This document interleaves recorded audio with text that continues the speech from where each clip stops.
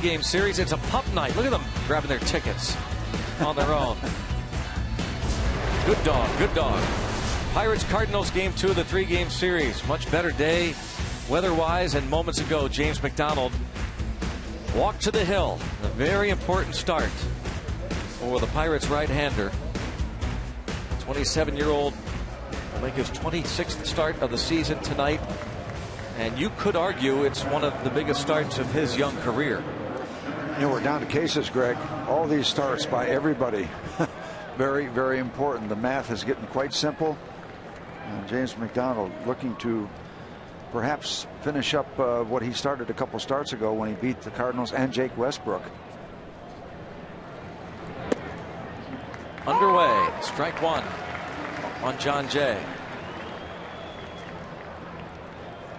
J Mac 11-6, 3.73 ERA. Back into the strike zone. Clint Hurdle said, you know, when this guy throws strikes, he is really tough to hit. Could have got one right there, just missing that inside corner. Numbers brought to you by the Western PA Chevy dealers. James, as we said, 11-6, 3.73 ERA. Very good opponent's batting average against. That ball fouled away. 152 innings, just 125 hits, so he's ranked among the leaders in terms of opponent's batting average. As we said 2 starts ago, very, very good against the Cardinals. Last time out against San Diego, didn't go so well. 5 innings, 4 runs.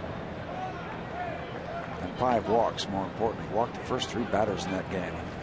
That was Hurdle's point. Yeah, that's tough to dig out of that hole. After jumping out 0-2, it's now 3-2 on John Jay.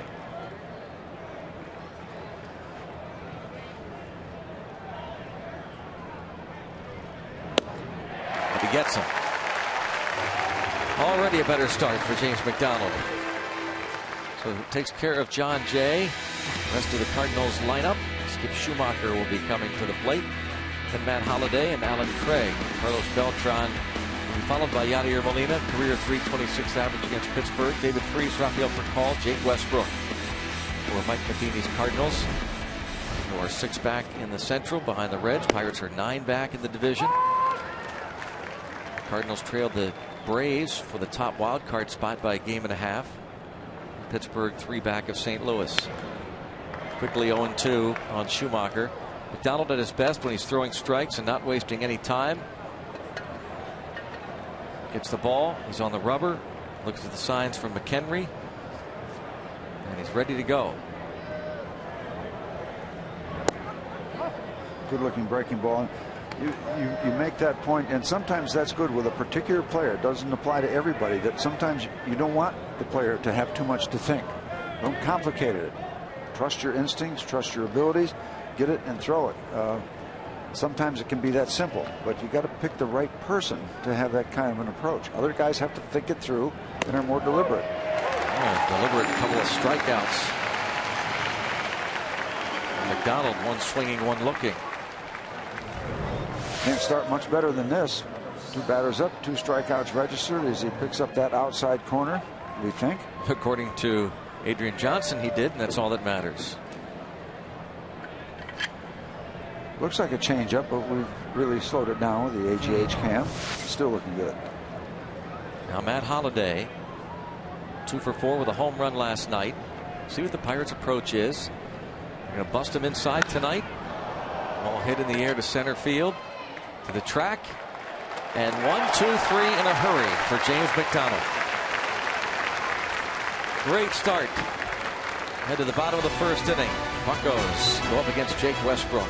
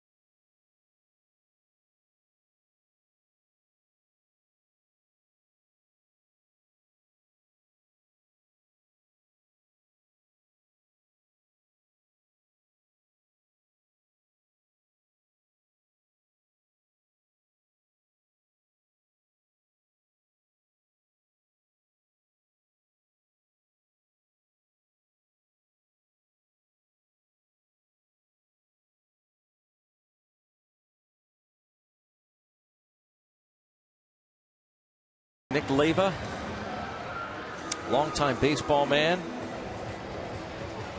Nick Leyva, the third base coach for the Pirates. He has held that position a number of years in the big leagues. Jose Tabata will lead off our look at the lineup brought to you by Toyota. Travis Snyder, Andrew McCutcheon, and Garrett Jones. Pedro Alvarez is a career .500 hitter against Jake Westbrook.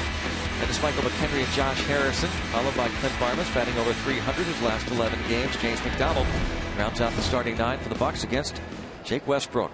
The much-traveled Jake Westbrook making his 26th start. He's 13-9. That's the main number. Here are the rest of them.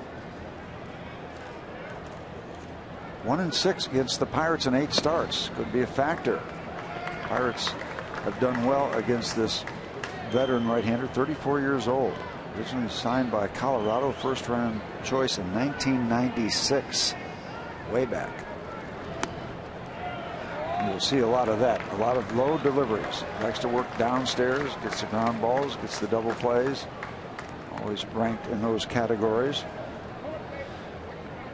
Approaching career win number 100. He's got 98 under his belt.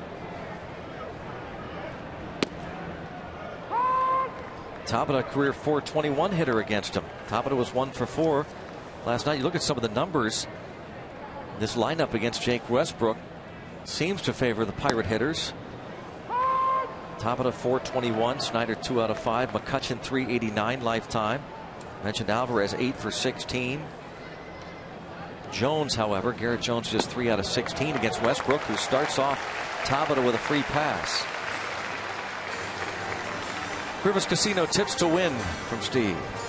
Force him to throw upstairs. He likes to work downstairs, gets a lot of ground balls. And how about some 2-out offense for the Pirates? They have left a lot of runners on base. They need to finish off an inning. You get 1, you get 2, but boy, you get in those bonus rounds. It's nice to add a 3rd, 4th, 5th run. Have those big innings instead of a decent inning. Have a big inning. Many times you have to do that with 2 outs.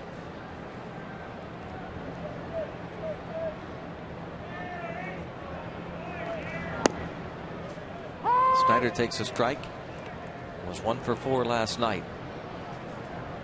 Pirates might be catching Jake Westbrook at the right time. Last time against the Houston Astros, his last start, 5 innings, 5 earned runs given up. He came away with a win. The Cardinals protected him offensively, but didn't pitch all that well.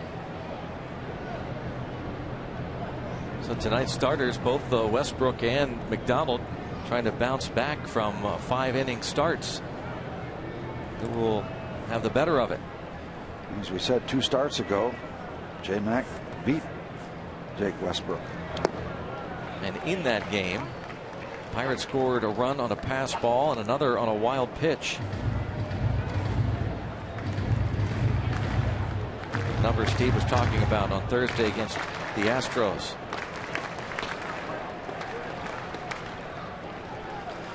He will not strike out a lot of batters. You will put the ball in play most at bats. He's not a power kind of a guy. You see a lot of that. You see him throw pitches that batters will hit the top of the ball. Downward plane. Think you're on it, but just a little bit above where you think you're going to be, and you hit the top of the ball, and the ball goes on the ground. He had 15 ground ball outs against the Pirates 11 days ago at Busch Stadium. Went 7 2/3, allowed 6 hits. All these Pirate batters very familiar against Jake Westbrook. This is start number 5 this year against the Pirates.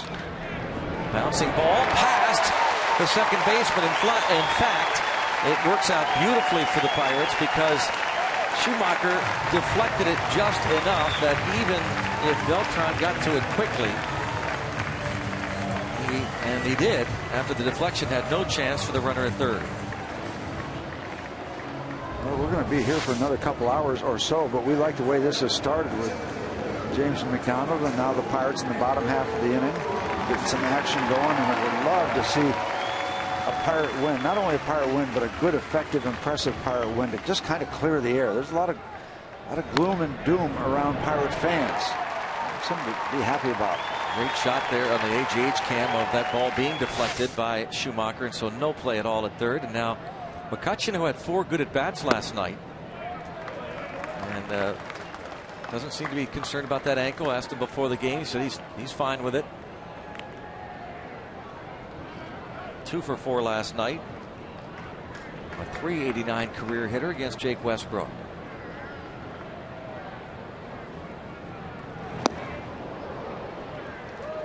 Infield at double play depth. I heard some people saying this is the biggest game of the year. It is. And then just like last night was. And tomorrow night. That's right. And then the day after that will be. Yeah. They're just clarified more because the clock's ticking. Things are winding down. Clint Hurdle always likes to say that. Yep. Tonight's the most important. And then after tonight, tomorrow is. 1 ball, 1 strike count. But it is funny. Your people say, well, they matter just as much in April as they do in August and September. Well, they don't get nearly as much attention. I can't remember too many games in April right now. Yeah. But I'm remembering each and one of these recently. Yeah. And I'm looking forward to some better ones coming up. Absolutely. So I'm locked in on here and now.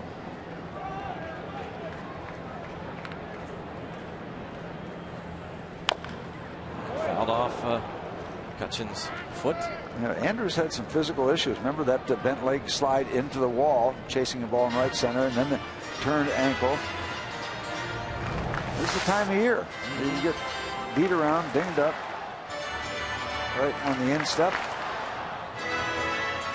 I'm sure that feels real good. He's got the shin protector on, but nothing to protect where it hit. No. Look at his shoe. 2-2. And strikes him out looking, and McCutchen knew it. A big K for Westbrook. Yep. Slow curveball and just locked him up. Looking for something else. Couldn't pull the trigger.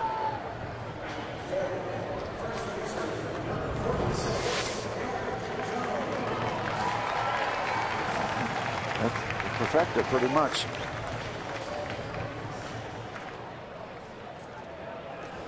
When our guys throw that kind of pitch, we rave about it. Not so happy about that one, right. But it was just as good a pitch. Yep. Now ground ball to an infielder can indeed get him out of this jam. Not good numbers for Jones against Westbrook. But that's good to see. A line drive. Catch made. Tabata tags. The throw to the plate. Off the mark. Sac fly. A line drive. Sacrifice fly for Garrett Jones. And it's 1-0. Hit that ball right on the button, right at Beltran. Pirates get on the board. You can't hit this ball much harder than Garrett Jones hit that one.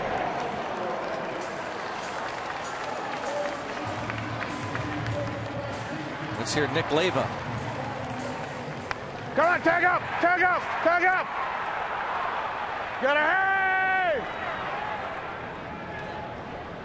So as it turns out, the throw from Beltran not close and off the mark, and you hear the work of the third base coach telling Jose Tabata to tag up, tag up. Your first instinct should be to do that. You've been told that since Little League. Line drive, anything to the outfield, come back. You'll always have time to get home if it's dropped or falls in. Play it safe. Get back here. That is lined sharply to center field. Going to third base, Snyder. Boy, those two balls were rockets. Jones and Alvarez.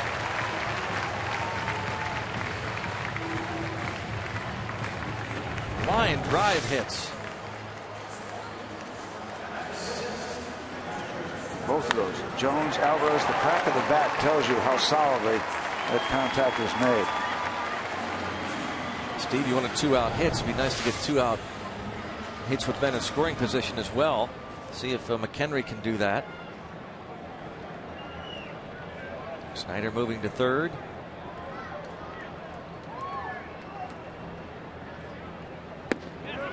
I couldn't hold up. Adrian Johnson points to Michael McHenry, who has driven in 34 runs. Pinch hitter in the 9th inning last night, struck out against Jason Mott.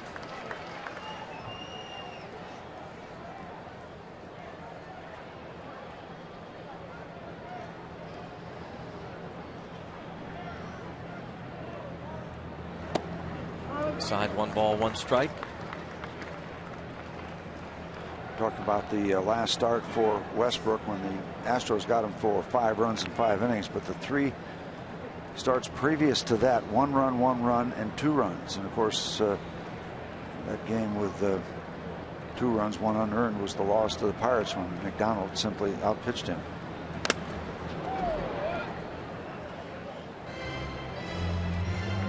Out off the mask there of Yadier Molina.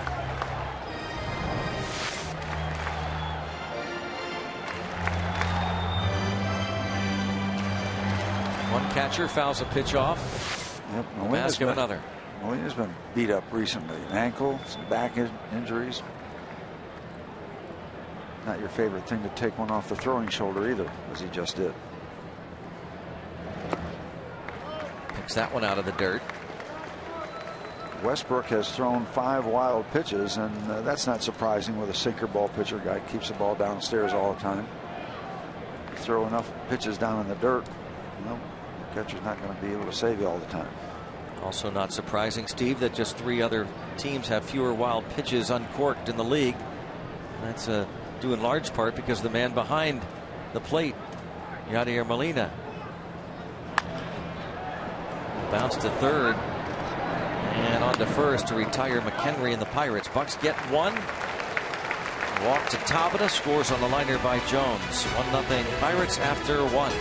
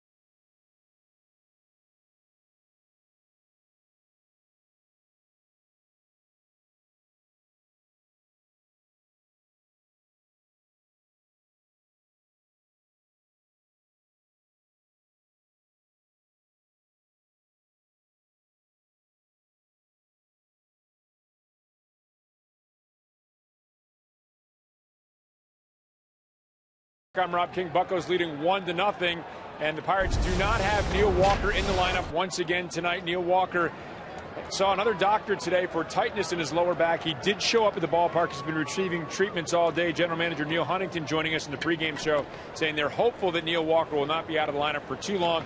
Andrew McCutchen had the sore ankle. You saw it last night, going for that ball in the gap, kind of twisted over on things. Stayed in the game last night, played well, ran today. The ankle felt good. And guys, obviously he's in the lineup tonight. So some encouraging news on Neil Walker and good news to see Andrew McCutchen in the lineup. Yeah, that is good. Rob, thanks so much. It was interesting to hear Rob talk to Neil Huntington before the game about the injury issues and the fact that they called up Chase Darno to kind of cover the infield, not knowing how long it would take Walker to be back. He must be in some kind of pain, Steve, I would think, Walker, to have missed last night and tonight, 2 huge games. Well, he's a young man that wants to play. Yeah. I mean, he always wants to play. Not that the other people don't, but I mean, he wears it. Yeah. You can see it when you see his enthusiasm, you see his energy.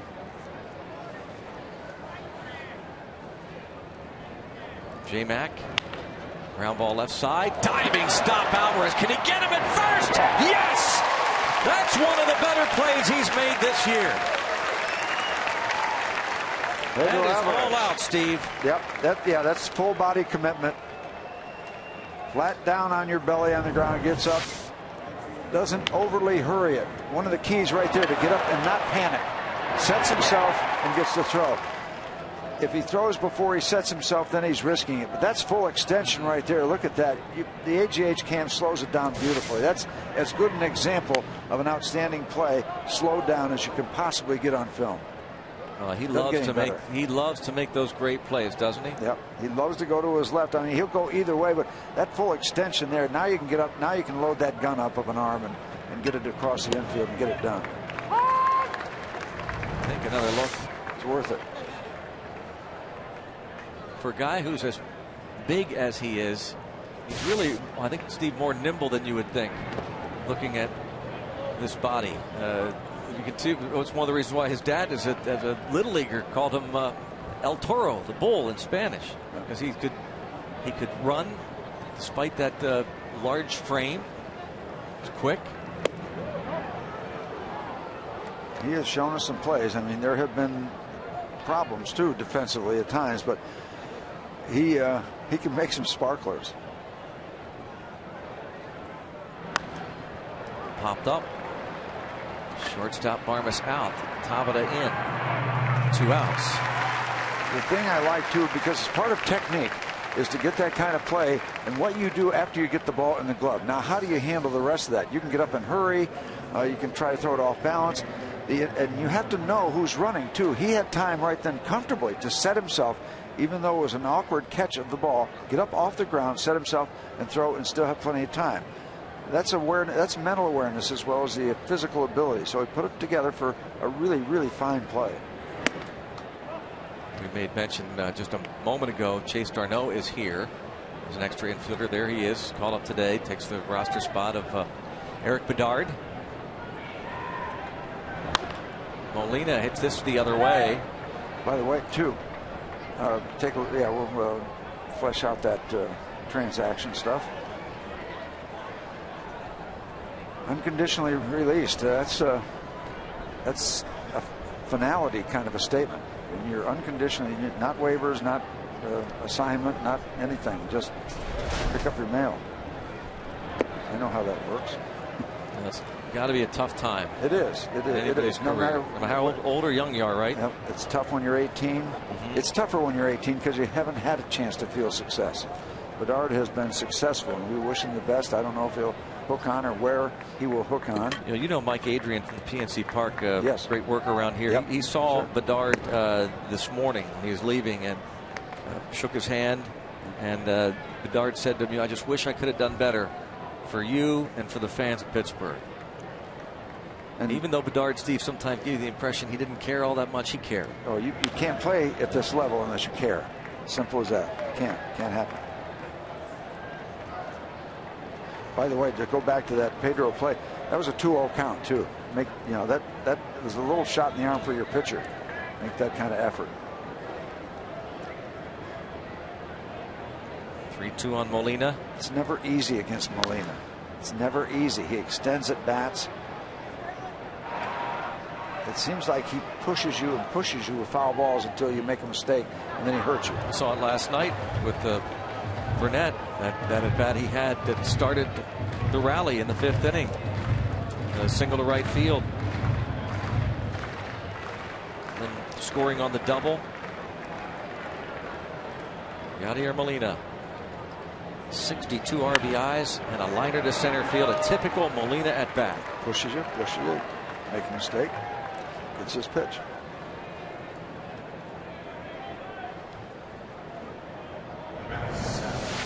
Location.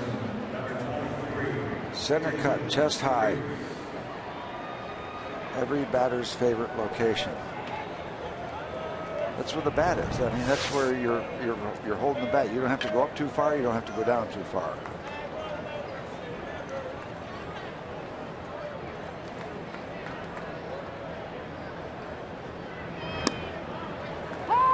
Strike on David Freese. Returns to the starting lineup after being pulled Friday against the Reds after he took a ground ball off his wrist. Missed starts Saturday, Sunday against the Reds. Last night against the Bucks. Ball 1 strike as McDonald has this quick pace going, throwing a lot of strikes so far. We'll talk to Ray Searage about his pitcher coming up next half inning.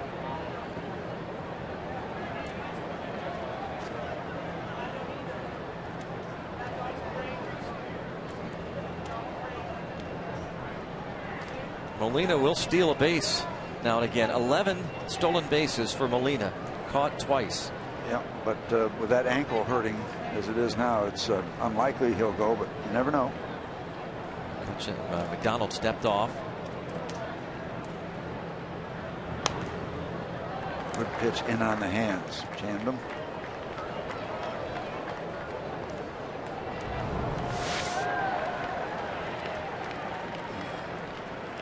He's trying to get the bat in close enough to the body, quick enough so he can get the better part of the bat on the ball. Well, you just love seeing that. Yeah, those pitches like that, don't you? Yep. You don't let them extend their arms and have that power swing. They're trying to fight the ball off.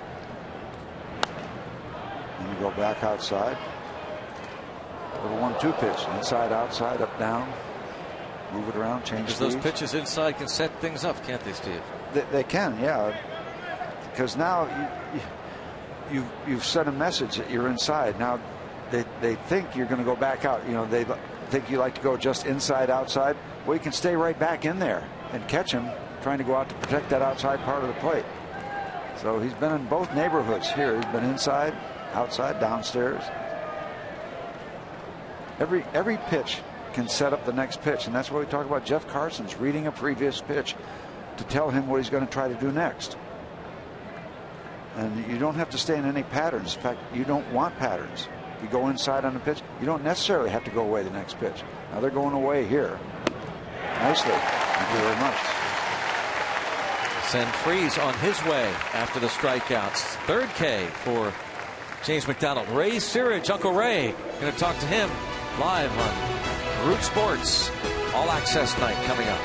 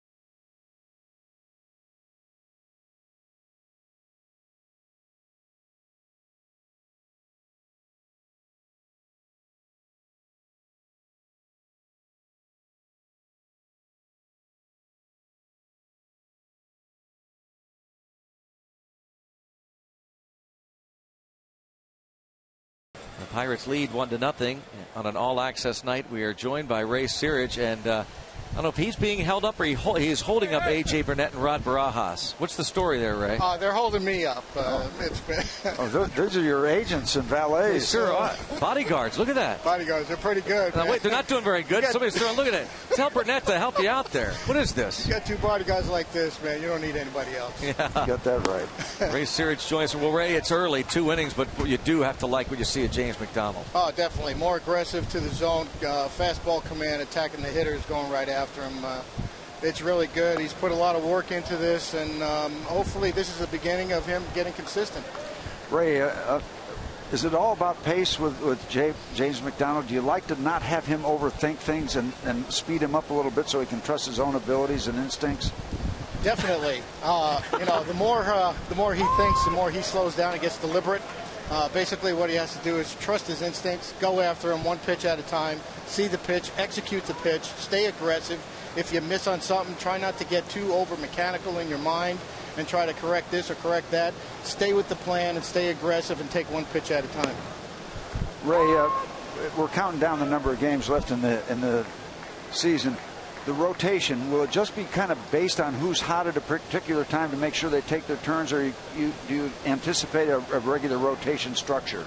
It's kind of early to say right now. We're going to see how things play out. You know, with the release of Eric Bedard, you know, we've got a space there to fill. Whether we go with KC, whether we bump up AJ a day earlier with that day off coming on Thursday. These are things that we're going to have to talk about and discuss and try to put this team in the best position to win ball games against teams that are in our division. Ray, releasing a player, you take such great pride in obviously the job that you do, but one of the things I've heard time and time again from all the pitchers is how much they appreciate the fact that you invest so much time in them. This was a tough day for you. It is. You know, it's never easy when you lose a fellow pitcher. You know, but it's the nature of the business. To tell you the truth, guys, I'll never get used to it. I'm sorry. That's the way I am. No matter who it is. You know, and Eric was a real good friend. We had a real good relationship, but things didn't work out. You know, he didn't have you know, good numbers. He was working hard. He tried and he gave it everything he had, but things just didn't work out for us or him. And you know, it was time to move on. And just going back to James McDonald for a moment, watching him when he's good, I mean, he is so impressive.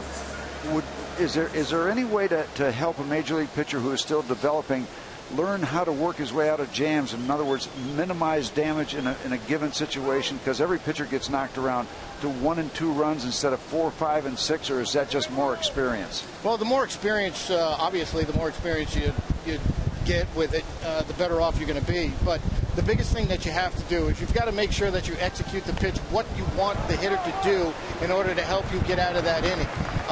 More times than not, we try to go for the strikeout where the ground ball double play is a better fare for you. You know, and that's the pitch to go to. That's what you want to get out of this guy. And you know, sometimes we get a little bit too masculine out there on the mound, and we should get more strategical about the X's and O's. Hey, I could get this guy to hit a ground ball to the second baseman or the shortstop, and I could get 2 outs, and I could minimize the damage. And it's basically damage control. And if you think about that and what you want to do with that pitch to that hitter, because you got a good understanding of what type of hitter you got up there. Either he's a strikeout guy or he's a ground ball guy candidate for you. You know, those are things that you have to keep in your mind, and that's why we have game plans, and that's why we go over all these things. So when those times do come up, that they have to be aware of what's happening and make sure they execute the pitch. Ray, how good does it make a pitching coach or a pitcher feel when you see Pedro Alvarez make a play like he made in the top half of the inning? Oh my gosh, that was awesome. He laid out full extension, got up quick. He got up so quick, planted his feet through seat over there at first base. I turned over to Nick, and I'm going, oh my gosh. That was fast. That was really nice to see. Ball popped up. Not all bad when it's a 2-0 count also. Yeah, I know. Especially, whew, that was a good swing on it. We're actually going to take a look at that play here as Tabata is at the plate with a count of 0-2, and as Ray Sears just said, a spectacular play by Pedro Alvarez. We are hopeful that Jose Tabata gets a hit. We continue this inning, but we don't want to keep you any longer. However, what we would like to do is to have you yell toward Barajas and Burnett to take your water from you and your headsets, since they are your assistants. They owe you. I ain't doing that. Yeah. You owe them some. You owe them some payback. That's for sure. No, Ray, thank you so much, Ray. Thank you, guys. I really appreciate it. Ray Searage, one of the all-time best. Ray Searage. See if he hands the headsets here to Burnett now. No, you gonna do it? You're gonna be chicken. No, he says no. He's got the real assistant there, Big Dave. Oh, that's right. He doesn't need Burnett or Barajas, does he? It was awfully kind of the Pirates pitcher So, and the catcher. so to, caring. yeah, now a base hit to right field. Going to wave the runner. Got to Beltran in a hurry. And the throw. And what a collision at home plate. And Molina holds on as little Josh Harrison barrels over Molina, who held on for a spectacular out at the plate. What a collision. No give by either player. Harrison was not going to quit, and Molina held his ground. Wow. That is hard-nosed, full-throttle baseball. There's an appreciation for the effort on both sides and a respect for both players. As, and Molina is woozy. Yeah. He is not able to stand up on his own. What a collision. On the ball hit by Tabata, the throw from Beltran on the money. Mike Matheny out there, a former catcher, he knows what that is all about. That's as dramatic a collision and full on, no deflection there. That was solid. Like two cars hitting head on. Man, Josh Harrison listed at 5'8", maybe graciously 190 pounds. Molina, stocky 5'11", 225 pounds. And they are still checking on him. And one of the trainers, a couple of the trainers out there, checking on the Gold Glove All-Star catcher Yadier Molina, who still appears dazed. And there are a lot of people that feel, in spite of all the other numbers, that this is the heart and soul of the St. Louis Cardinals. He's going to be helped off, and great sportsmanship there. Josh Harrison even applauding Yadier Molina. Wow. Take a look. See, he doesn't really have time to protect himself because the ball is right there. He held on for a great play by Molina. 1-0 Pirates.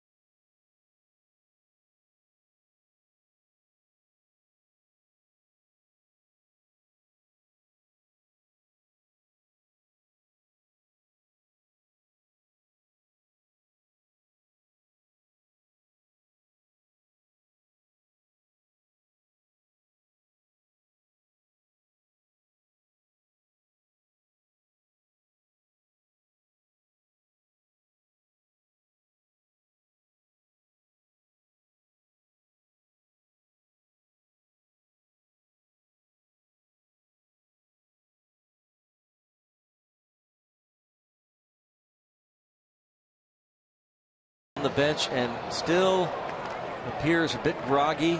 You're checking the collarbone area. Saw that Harrison's elbow went up toward the neck. What a hard-nosed baseball play that was. Rafael Furcal lines one right to first. Garrett Jones with the play. And sometimes you'll see an interpretation by, in this case, the Cardinals. He went in with his shoulder and gets him right in the helmet with the point of the shoulder. And depending on how the Cardinals feel, if they feel that that was a clean hit, that's one thing. If they don't, then who knows? If you see something happening in terms of a retaliation, you'll see that's their reaction. If not, they will regard it as a clean, hard hit, and on we go. Stay tuned. Steve, from your vantage point, though, trying to be as objective as we can be, it's hard for anyone, I think, to interpret that anything but a hard, clean hit by Josh Harrison. Yeah, he went in with the shoulder. I mean, went down. I mean, not the elbow, the shoulder. Yep. Right? Yep. Went down. Just a hard-nosed play by Josh Harrison. Well, that could be, it could be, I don't want to exaggerate it, but I mean, You can't a say crossroads type moment in the season. You can't say a defining moment. You no, really can't. Only because the effect injury-wise on Molina. Okay, yeah. Negative for the Cardinals. Yeah, not that we're hoping for that, but you're not saying it's going to be inspirational. No. But the advantage there that Josh has is he's loaded up. He knows what he's going to be trying to do, and Molina's got to be trying to set for the runner and the ball, and the ball comes just before the runner. Really doesn't have time to set himself too much. Has the mask on, but he took a shot, and Josh had that shot at him. I know that I don't consider it dirty. Right. I don't. And I know you and I were thinking along the same lines right away when we saw that play. You and I were calling the game on radio August 28, 2004, when a much bigger man, Ty Wigginton, lowered the boom on Yadier Molina in one of the most vicious collisions, as you have said, you've ever seen. Yep. And Molina was okay, as it turned out. Coy Hill, another man who took the brunt of a Wigginton collision, ended up breaking his ankle on a play earlier that year. But it's reminiscent of that back again in August of 2004. And again, Molina held on.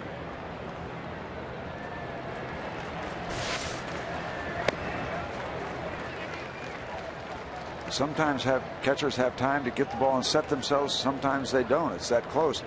And their first priority is getting the ball. That's their first instinct. And then you do what you can to protect the body after that. And sometimes you don't have a lot of time for that protection. Is he getting up to go into the clubhouse? It's appearing as though that is the case. Yeah, with 2 outs for sure. Looks like they're going to walk him into the clubhouse. His ball hit into shadow left. We'll see. It looks like the Cardinals. It looks like the Cardinals are going to bring on a new catcher. We'll talk to Clint Hurdle coming up next on an all-access night. 1-0 Pirates.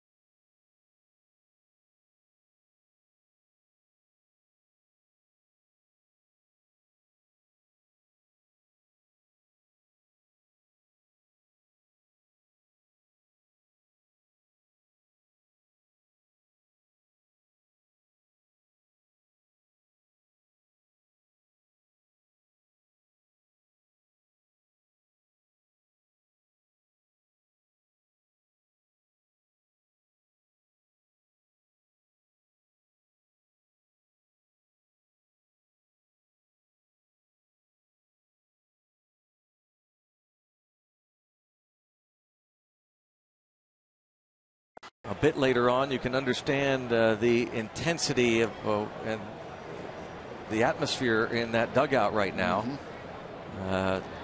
This is a big-time game, and we just saw a big-time collision, and you see Tony Cruz now catching. Travis Snyder, Andrew McCutchen, Garrett Jones. And it goes without saying, but we'll say it. You hope that Yadier Molina is okay. He is as good a competitor. He really is. And that's not lip service. This guy has proven it over the years. He's a pro. Yeah, you hope he's okay. Simple as that. 1-2 on Snyder, who singled to right field in the first.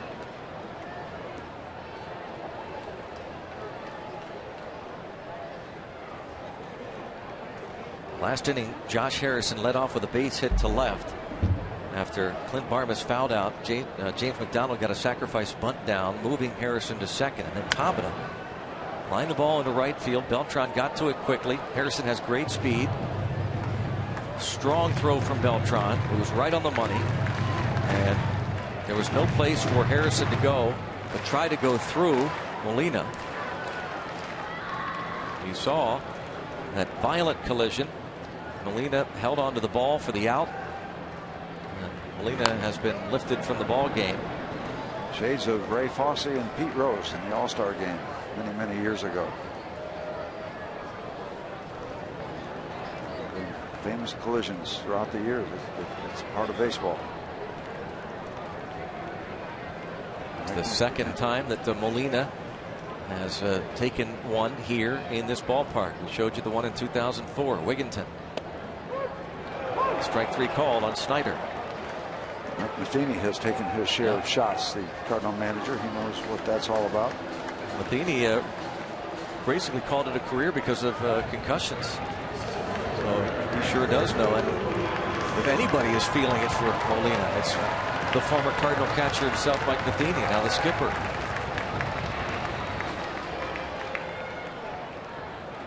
McCutchen now struck out looking in the first with runners at first and third.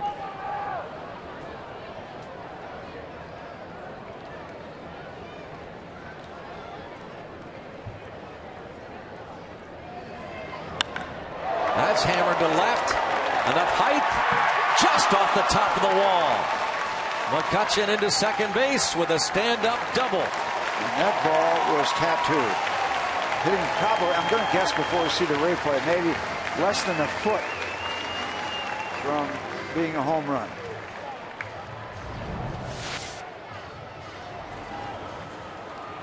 That ball got to the wall in a hurry. There's that little notch again that is a raised area to protect people coming down that particular set of steps. It's raised just, oh, maybe 6-8 inches. And it hit right. That might have hit the edge of the padding had that little raised area not been there.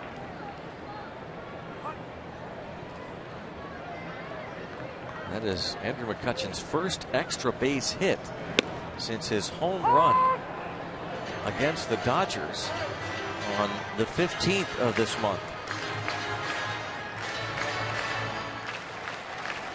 13 days ago.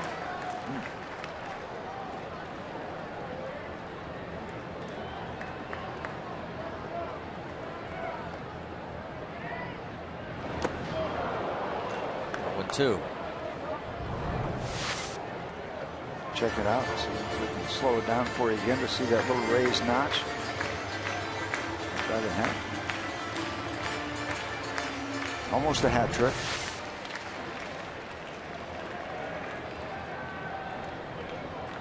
Right about there.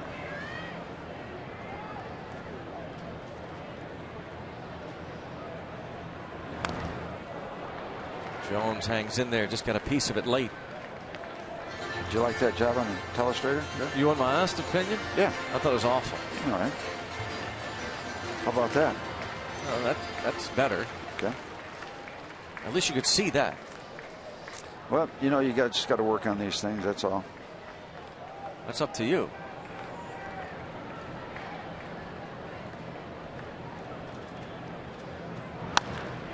Lined to right. Can't hit that ball much harder. Yeah, he's had two line drives to right field. Out to Beltran. McCutchen at second with 2 outs. Pedro Alvarez leads a single to center field off Westbrook in the first inning. Our Day Automotive key matchup of the day. The career numbers for Pedro Alvarez, very good against Jake Westbrook.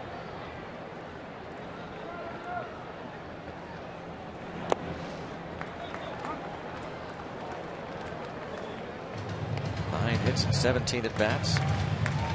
Not the usual amount of ground balls so far by Westbrook in this game. There have been a lot of balls hit the outfield. Ground ball by McHenry. Only real pure one.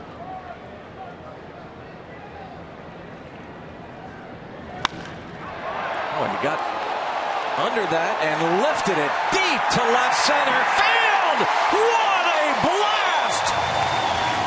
Clear the deck. A cannonball coming from Pedro Alvarez. There's your 2-out offense. There it is. Hit it over the fence. Number 24. And you can't hit it to a deeper part of this ballpark. This ball went over the 410 sign. Not only the north side notch, that's heading up to Walnuts. Oh, I cannot wait to see the replay of him going down to get this one. Westbrook downstairs, gets under the golf shot by left-hand batters. Looking down the range resources. Strike zone downstairs. Down and in. 24th. He is deserving of a smile from the big man. That's why you call him a game changer. I mean, he can frustrate you, but he can also do that. 3-0 Pirates. Down and in. You've got to get the bat underneath that ball and still generate the power. You just can't go down and try to make contact. That's called accelerating through the ball, not just getting to the ball. Might have seen there in the background Andrew McCutcheon replaying that swing.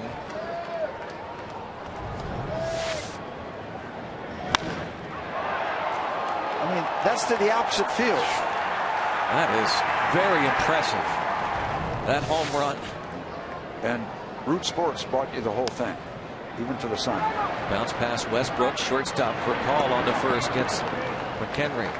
2-out, 2-run homer for Pedro Alvarez, gives the Pirates a 3-0 lead.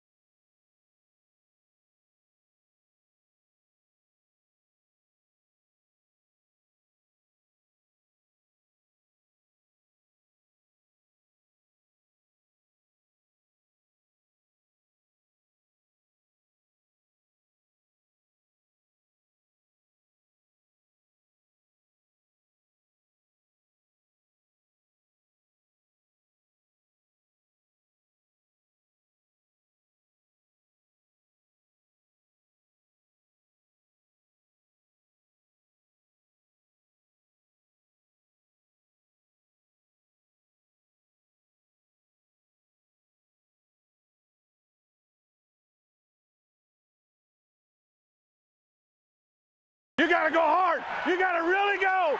You got to really go. You got Maurice Jones-Drew running into him. You know?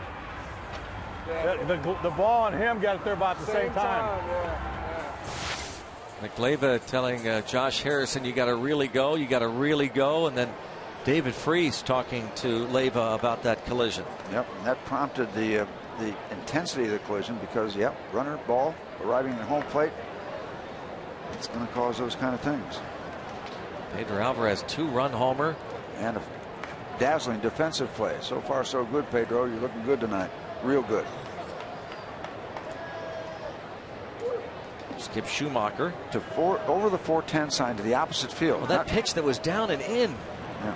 So you got to inside out the ball, go down, get under it, and hit it the other way. You're not pulling the ball. You would think that would, if you want to get to that neighborhood, it would have to be a big, strong right-hand batter. I was just going to say, you think of how few balls are hit over that 410 sign by right-handed power hitters, let alone a pitch like this. So that's basically an inside type of a swing. and downstairs. And the height. I mean, to get that kind of distance, you almost have to minimize height and hit it on a line. That just had unbelievable carry.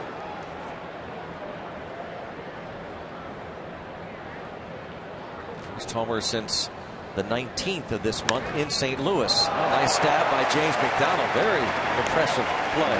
Yep. Nice to be 6'4", as James is. Good reach, good height, quick out.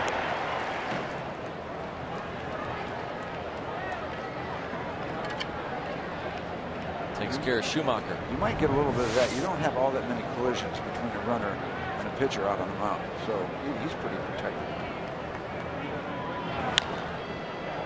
Popped up, foul territory. Jones over, looking, and Travis Snyder goes over. It's out of play. Harrison also went out. And ball girl left the scene. Yep, that was quick work. 1-1 on Matt Holliday. Fly to center field his first time up. You ever seen Matt Holliday without that kind of game face on? He is getting a pretty intense approach.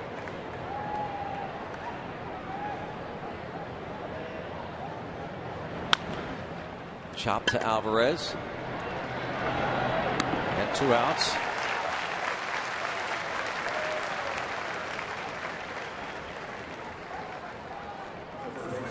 So McDonald gets the first 2 outs in the 4th inning. He went 1-2-3 in the first. Gave up a 2-out hit to Molina in the second.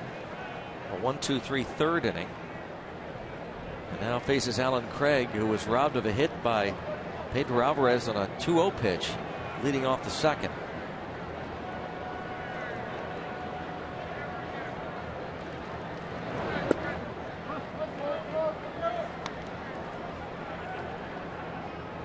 Alan Craig batting .417 this season against the Pirates.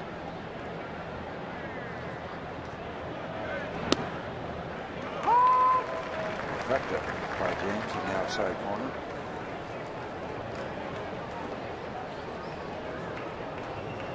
James has been very good here at PNC Park. 12 starts, 5-2.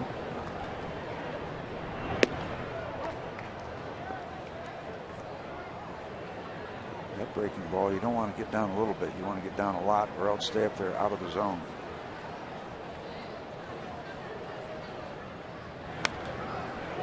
Fastball fouled away. Nothing wrong with the fastball from James tonight. 92, 91, 93. Earned run average by innings. Getting deeper in the game looks even better. One of the top pitchers in the league the first half of the season.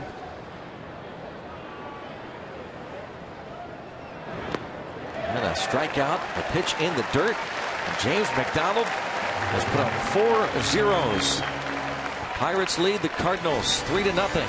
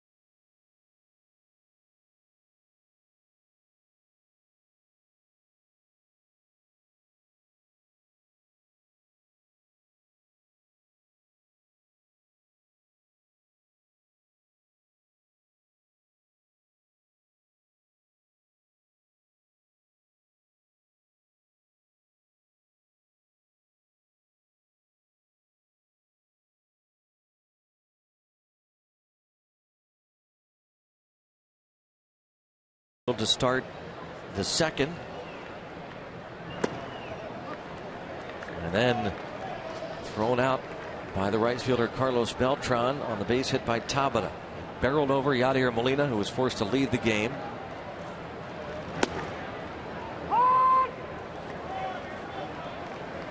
One ball and one strike, playing second base again tonight because Neil Walker unable to go for the second straight game with tightness in the lower back. By the way, that Alvarez home run also a rare item off Jake Westbrook, number 11, among the league leaders in giving up the fewest. I will submit you will never see another left-hand batter hit the ball over the 410 sign. You'll see it from right-hand guys.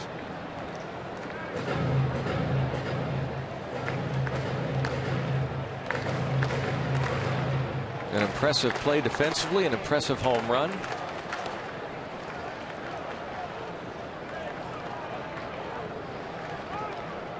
An impressive start by James McDonald.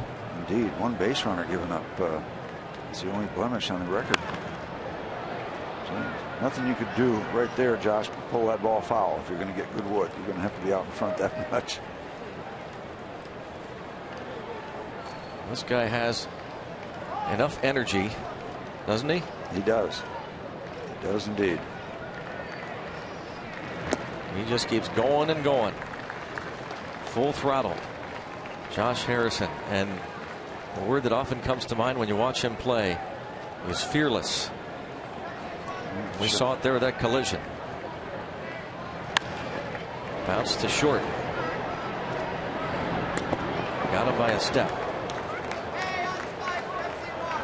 Get to our AT&T trivia question tonight involving catchers. Who holds the major league record for most consecutive errorless games as a catcher? Mike Matheny. It's either Matheny or Molina. Does this meet your criteria? That this, well, I guess we won't know until we know the answer. One answer. Yeah. Okay. That's all you. That's all you need. That's all I want. That's all you demand. Yeah. It's something you can want. Something you can really get a hold of and grasp the subject instead of all the variables and subtleties and numbers and stats. So, what you want in the trivia question is something simplistic that you can really get a hold of and zero in on instead of all the perimeter stuff. It's not too much to ask, is it? There's a soft liner caught. Timing had to be perfect and was for Craig. 2 outs. Farmas retired. That's a tricky little play because you got to know when to go up. You got to give ground, go up at the right time. You can go up early, come back down with nothing but air. Well done.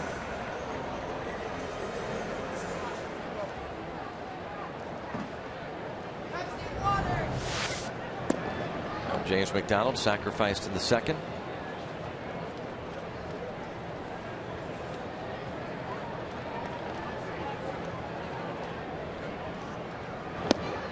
One ball, one strike. McDonald looks for something viable here. Do you have any criteria for your? Do you know where that quote was from, by the way? Something viable? Yeah, it's mine. Yeah.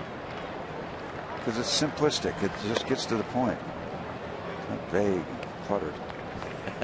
But I thought you liked clutter. Only when I need it. Clutter and chaos, they're good things when you need them. But you don't need them for an AT&T trivia question. No, you don't. You don't. You save those. Keep clutter and chaos in your back pocket. They could be your most valuable assets, your best friends. Try to explain something that you know nothing about, or you're guilty of something, create clutter, chaos. Cloud the issue. And keep moving. How about this? A walk with 2 outs to James McDonald. He walked Tabata to start the first inning, and Tabata scored. Jake Westbrook, 34 years old, Colorado, Montreal, New York Yankees, Cleveland. Had some good years with the Indians, a couple of 14-win seasons and a 15-win season. Came over to St. Louis a couple of years ago in the middle of the year. Last year won a dozen games for the Redbirds.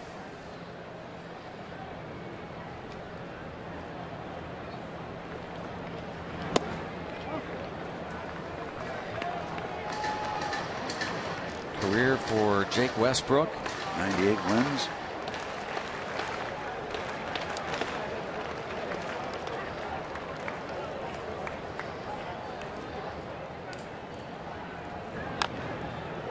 Westbrook was involved in the Ryan Ludwig deal.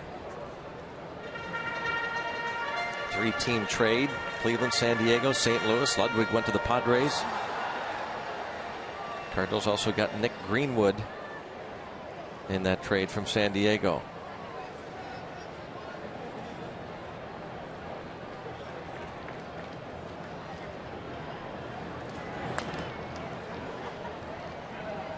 One and two the count on Tabata.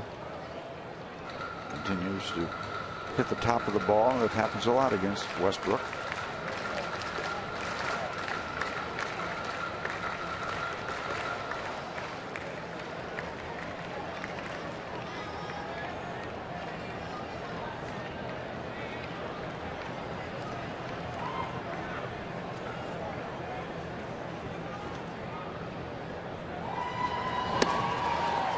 Two and two.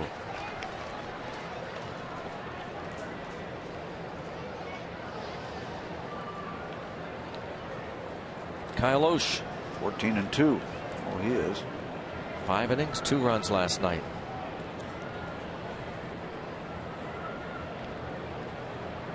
Cardinals have won 7 of the 13 games played against the Pirates. They've won 3 of 4 here.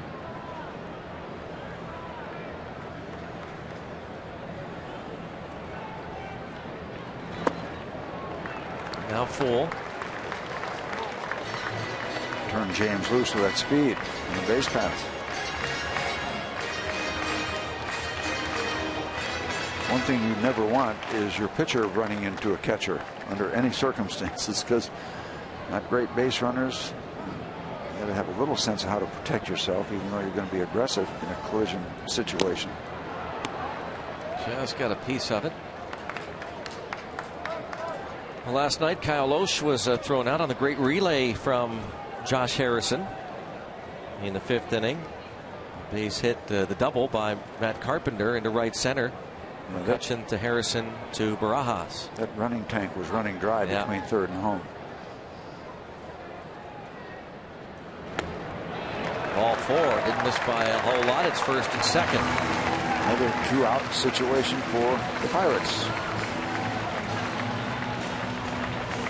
Alvarez delivered with 2 outs. The home run that gave the Pirates a 3-0 lead. They scored in the first on the sacrifice fly or line drive by Jones that brought home Tabata.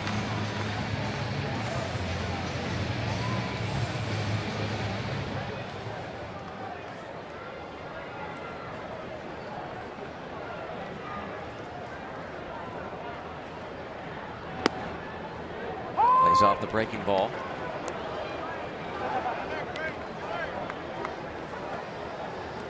Gives Snyder a lot of left center field, with Jay shaded over a step or two toward right center.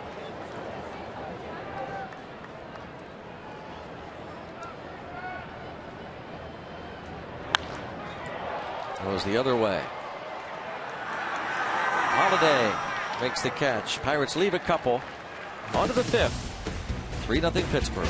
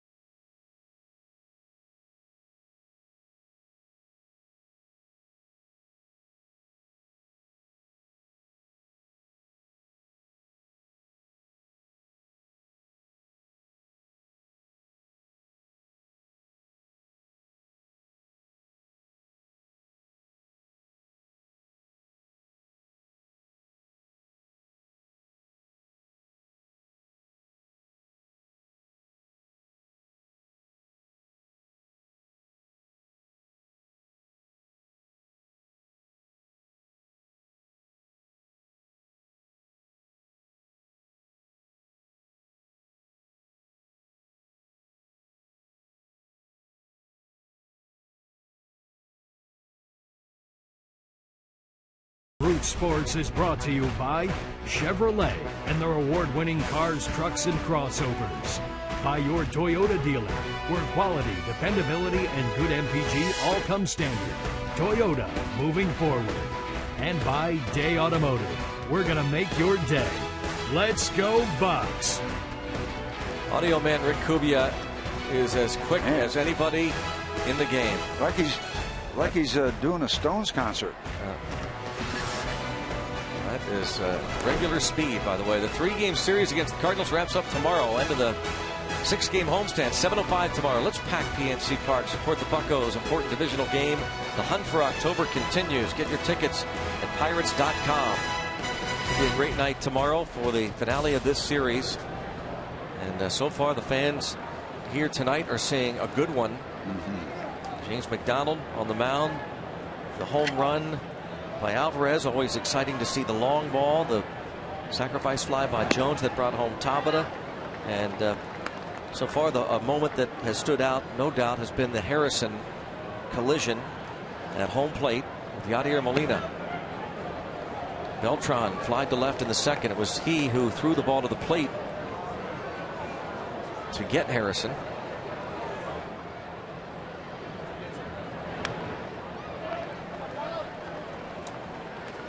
Two and one. One base runner, the base hit by Molina. The rest has been clean for James. Upstairs, 2 and 2. Trivia answer coming up.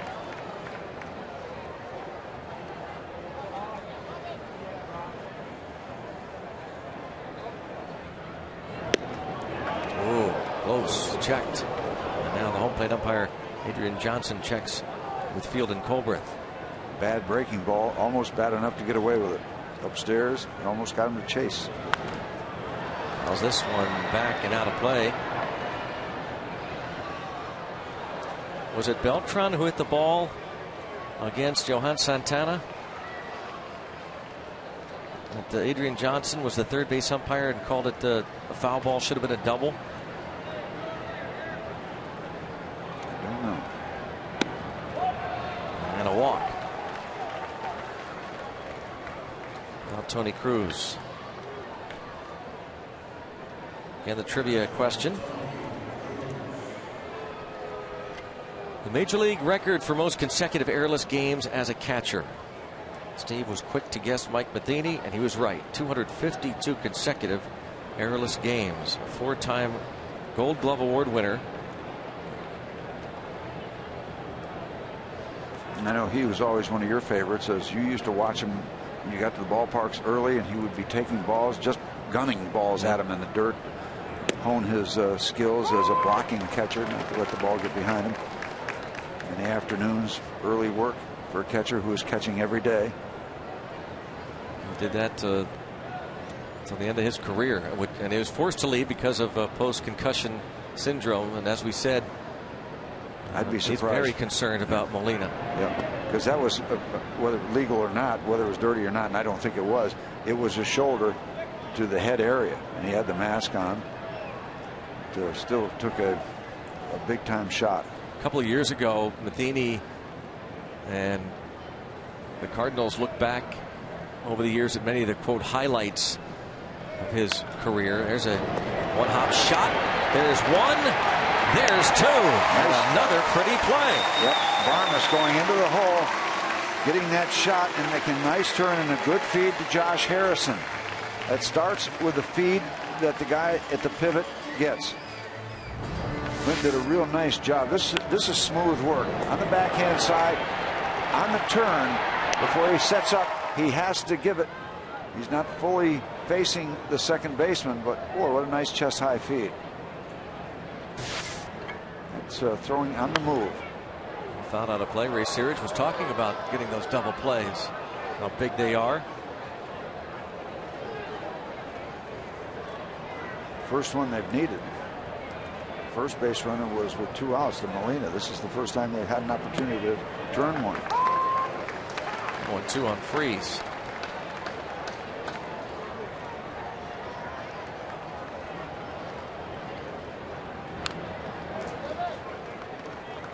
Stays 0-2, but just to finish that up, the Cardinals and Mike Matheny went back and looked at highlights of the collisions that he took. They found 25 to 30 times that he could have received a concussion over the years. Still 0-2 on Freese. After his 5 years with St. Louis, he went on to play a couple years with the Giants and retired after the 2006 season. I would also guess that any catcher that's been in the big leagues for 5 to 7 years would probably be in that neighborhood. Still 0-2 on Freese. And still a good live fastball from James.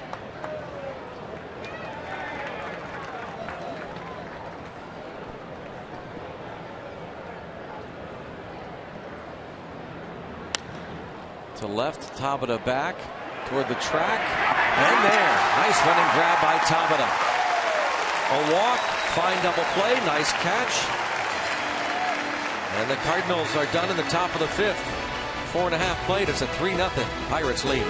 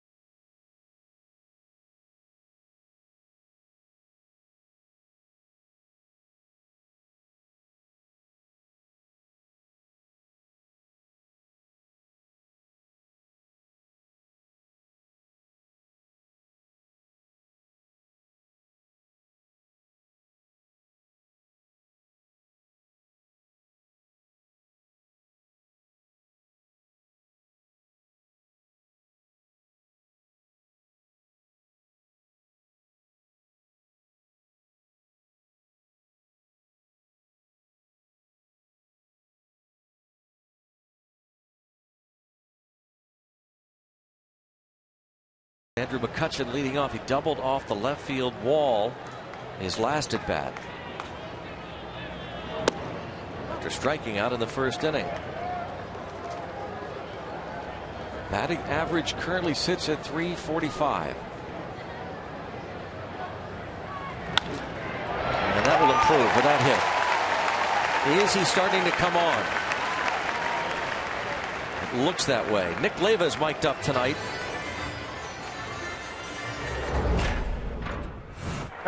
That's what I'm talking about. Come on, come on, come on. Stand up right there. Anything gets away from that catcher, if you can make it, you go. Attaboy, Petey. There's Travis Snyder moving to third base in the first inning. On the base hit by Alvarez, and then said Attaboy Petey talking about the Pedro Alvarez home run.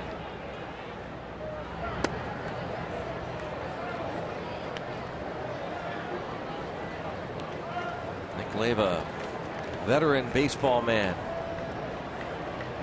A lot of years in that position too, Steve. Done a lot of things. He's managed a major league team. Former Phillies manager. And I think Nick gets it. I mean, he has a sense of the game, the good parts, the parts that he's not crazy about. I think he has a good feel of what Major League Baseball should be and what it should not be. Been around a long time, including 5 years as a coach with the Cardinals. A couple of years as first base coach in '84 and '85, then over to third base '86, '87, '88, and there is another hit up the middle. And it's first and third with nobody out. Garrett Jones has had 3 solid at bats. Finally got something to show for it.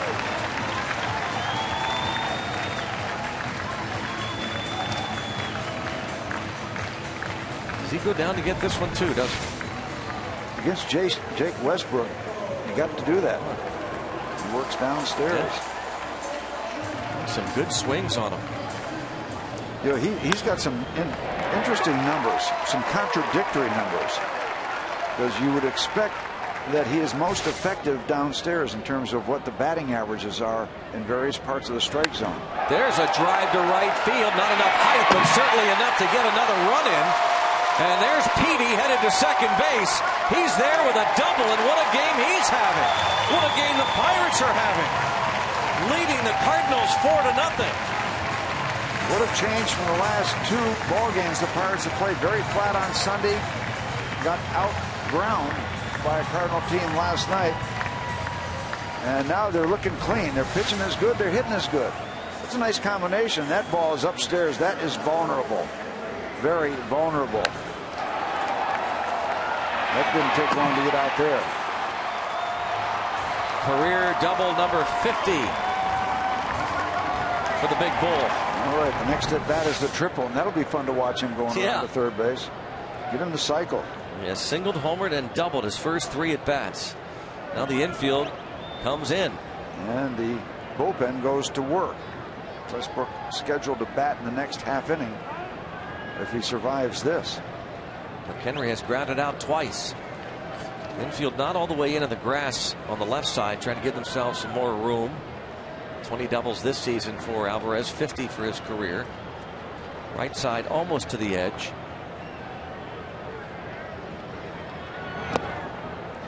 Ball 1. What you'd love to see is just one of those big time, ugly for your opponents, but great for the home crowd, big half innings where you score 6 or 7. Brandon Dixon loosening in the bullpen for St. Louis. Make everybody feel better.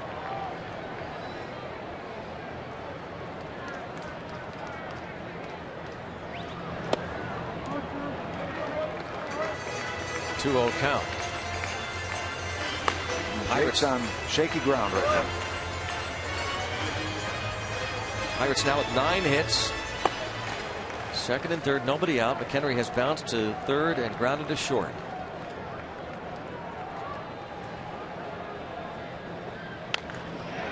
One hop shot off of David Freese. They'll score another. And the beat goes on. 5-0. And we've been watching Nick Lavin, listening to him. No sense in waving the runner at third base, Pedro Alvarez. There's nobody out. Don't take any risks right now. You've got a roll going.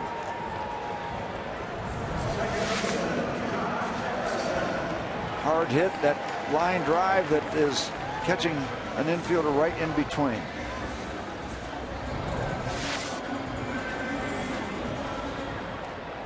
Haven't ruled it yet. Base hit now. It is for McHenry. RBI single for the Fort. Still nobody out.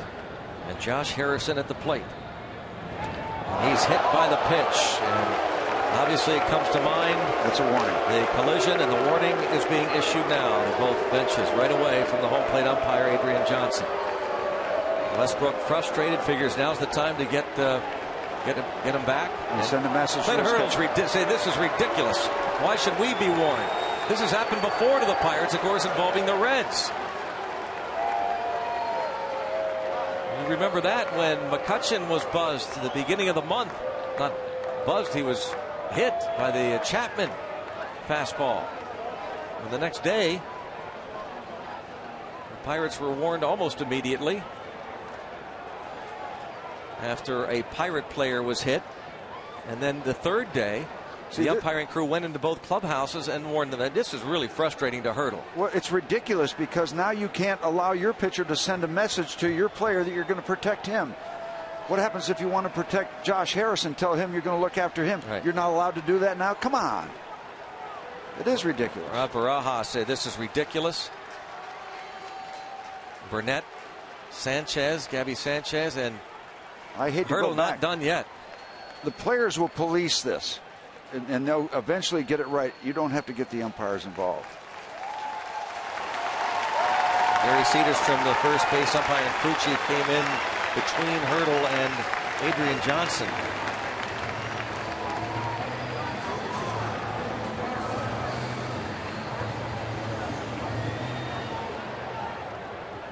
Wasn't it Harrison who was hit against the Reds too, by ironically enough, right? That next day? Yep.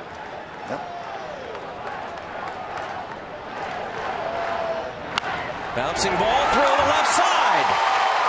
This will score a couple. And the Bucks taking it to the Cardinals tonight. They lead it 7-0. Well, you needed this kind of game to clear the air.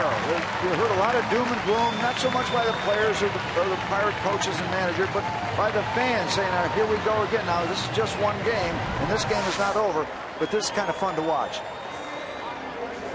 Don't want to build too much into it, but it sure does feel good.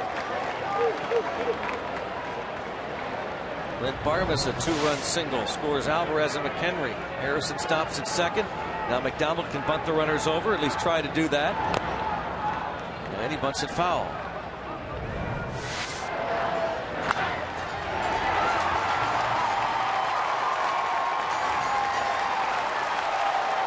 I think we mic'd up the right guy tonight. Yeah, He's been good busy. call.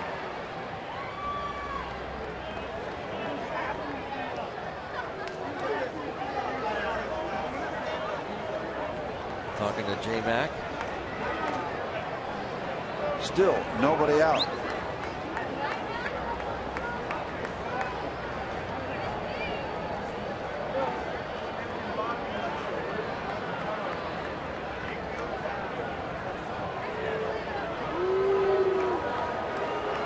Inside move there, and Harrison dives back, no throw.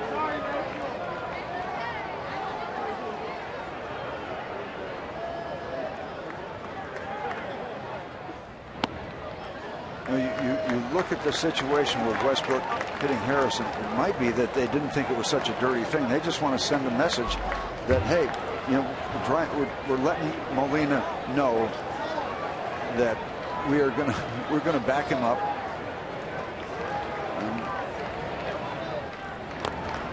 That might be all they're thinking about. Foul ball. Good thing it was. McDonald just stood there. 1 ball, 2 strikes. In other words, it doesn't necessarily mean it was a dirty play. Westbrook is just going to let his catcher know we're going to protect him. I'd be shocked if anybody comes out and says that was dirty. Looked like a clean baseball play. Even David Freese said the ball. Yeah, at the same time. So just a good hard-nosed baseball play by a hard-nosed baseball player.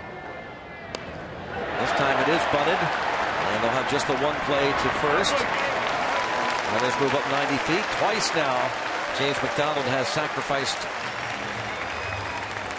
getting the job done. In case you're just joining us and did not see what took place in the second inning, the base hit by Tabata. Beltran's throw is there, and boom. Yeah, one of the problems is that the throw comes in low, and he's got to kind of reach over and in to get it. Hit by a pitch moments ago.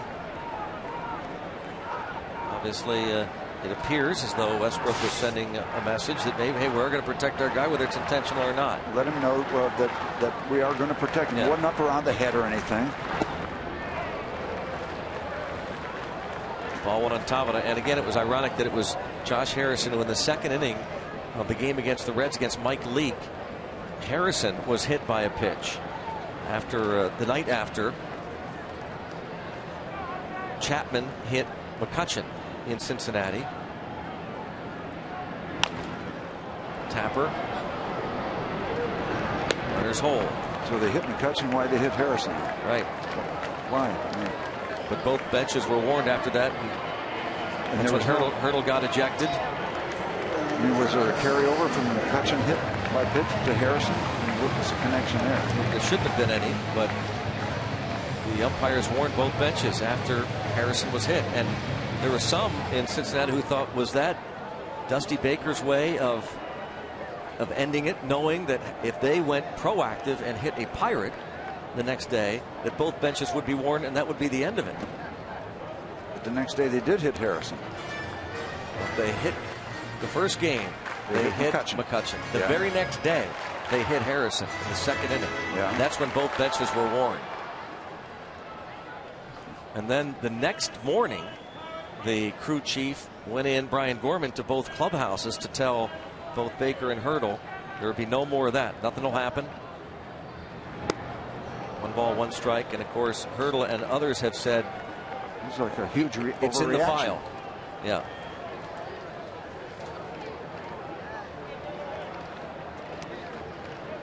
One ball, 1 strike to count on Snyder.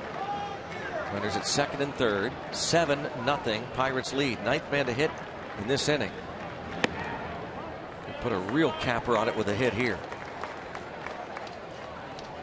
Harrison and Barmas the runners. A 4-run 5th inning. But what prompted that was why McCutchen was hit. Something happened before that. So they thought they were intentionally throwing at McCutchen.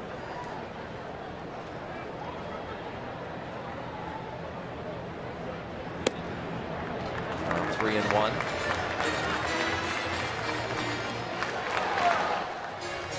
McCutchen started this inning off with a base hit to right. He has scored 2 runs. He's 2 for 3. And he'll come to the plate with the bases loaded. Will he face Westbrook is the question. Walk number 4. Matheny pondering a move. Apparently not. He'll let Westbrook face only 1 more hitter. Westbrook is due up second next inning.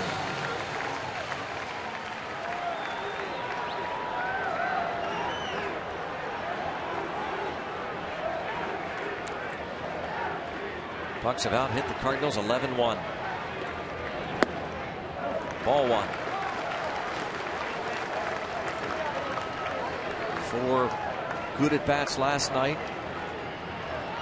2 good at bats tonight. No grand slams yet in his career.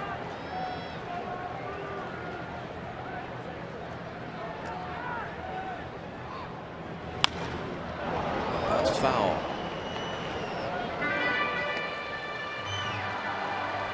His 79 RBIs now have him tied for 10th in the National League.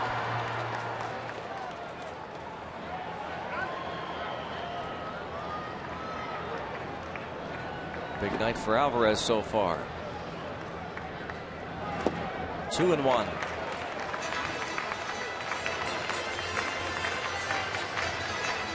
You would guess that this is Jake's last batter. No matter what might happen. If he gets him out, he'll be pinch hit for, probably.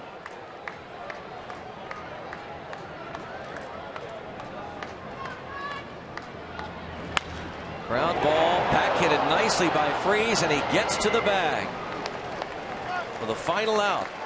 The Pirates plate 4. Pedro Alvarez had an RBI double following his home run earlier in the ball game. He has a 3-hit night, and the Bucks lead 7-0.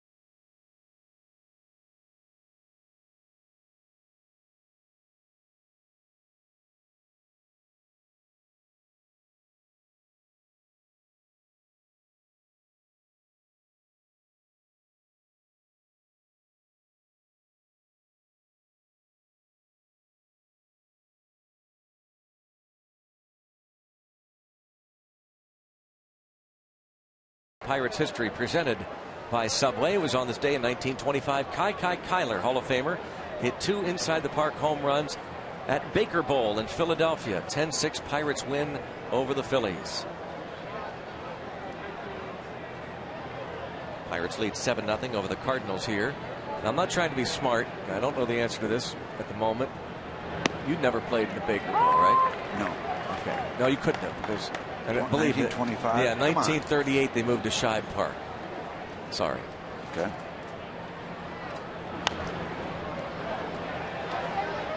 Popped foul. And one away.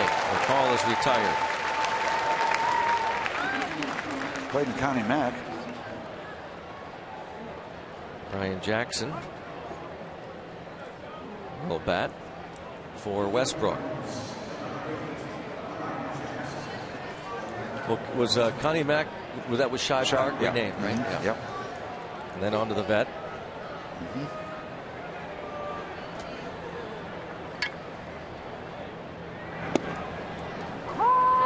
Kai Kyler was a Pirate from 1921 through 1927. The 25 season. He went on to hit .357 with 26 triples and 144 runs. Remember having dinner with his grandson? That's right. Out on, a few years ago. Yeah. Yep.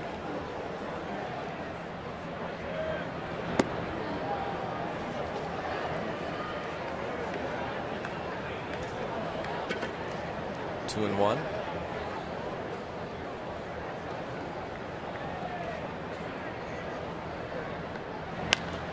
Popped up. Shortstop Barmas.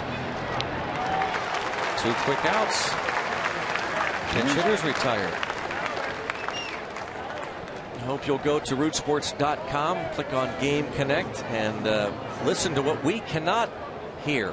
And that's what our director Pete Toma is. He's caught there. That's it, Steve. Pete Toma is calling the game as the director.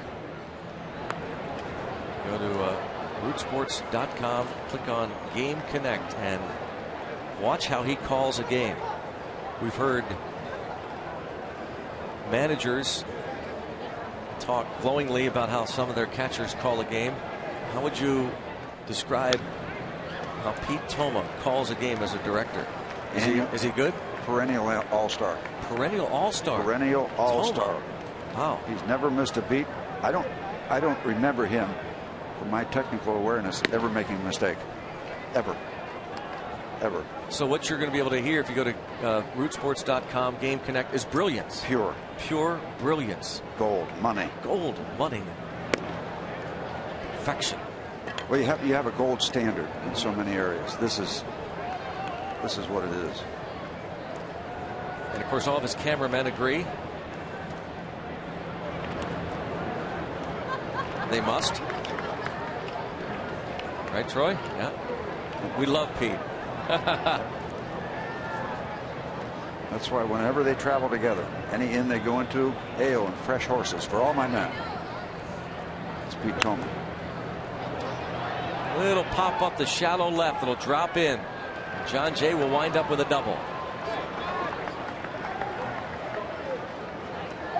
Just the second hit for the Cardinals. Little flare just inside the chalk down the left field line. No man's land.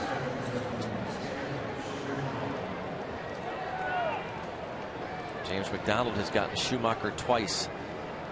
A strikeout looking in the first and a comebacker to the mound.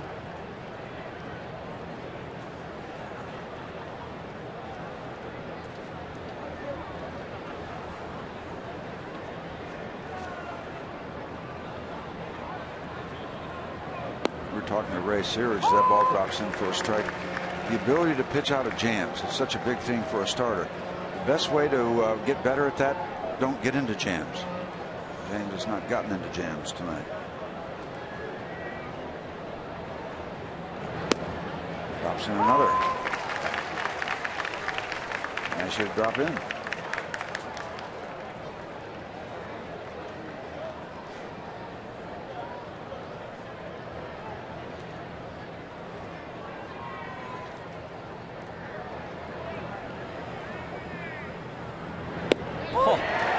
dropping again. What a night for the Pirates, and James McDonald blanking the Redbirds through 6 brilliant innings. Toma-like. Almost.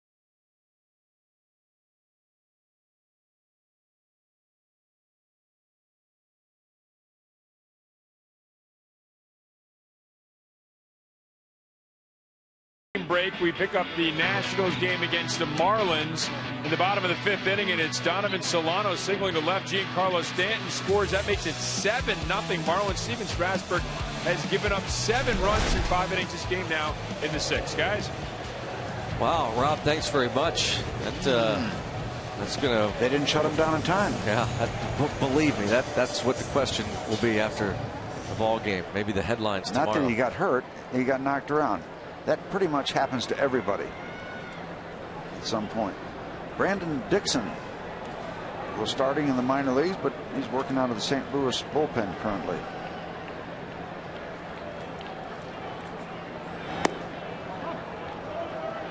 Five innings for Westbrook.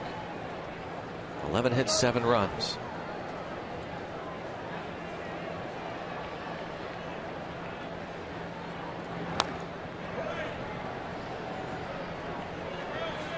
Jones tonight, 3 solid at-bats against Westbrook. Sacrifice fly and a line drive to right field his first time up. His second at-bat was a liner to Beltran, and then singled in the 5th inning. A pop-up to shallow left.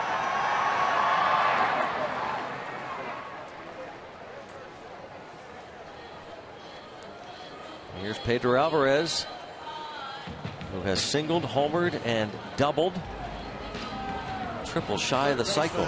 Pedro Alvarez. Home run number 24 for Alvarez in the 3rd inning over the left center field wall. There's an Alvarez fan right there. Yep. He's saying you people should have been louder when he came up to the plate. And let's get that triple. Hit for the cycle.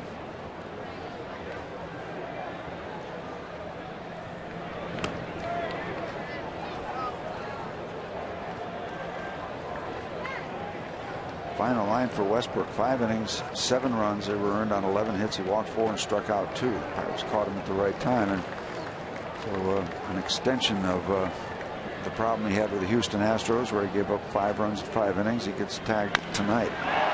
Oh, fly ball hit deep to center field. It's a 2-homer game, and this is a titanic shot toward the river.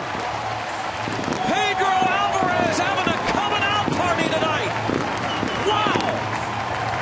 How about that blast? Have yourself a night, Pedro. Have yourself a night. Had this coming. 24 and 25 homers. He says, yes, sir. Steve, when was the last time you saw a ball hit into the Riverwalk over the center field bleachers. That might have gone further than the 422 he hit first time up to the opposite field. This ball was crushed. Crushed. You don't see balls clear that bleacher. Well, now they want him back out for a curtain call. Man. How about his 4 at-bats in this game? Listen to this crowd. They want him back out. There you go. Give him away. And the Z for the crowd here.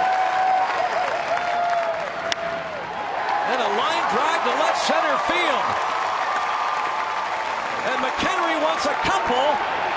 And he'll be out. Just a slight hesitation around first.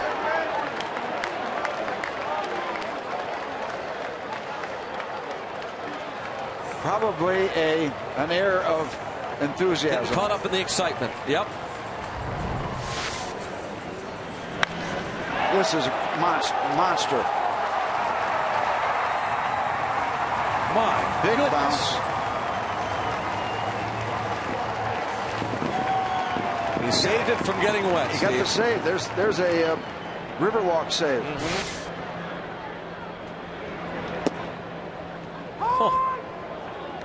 This is, I mean, 4 at-bats. That's a monster. That were just absolutely, he has crushed the ball in 4 at-bats here.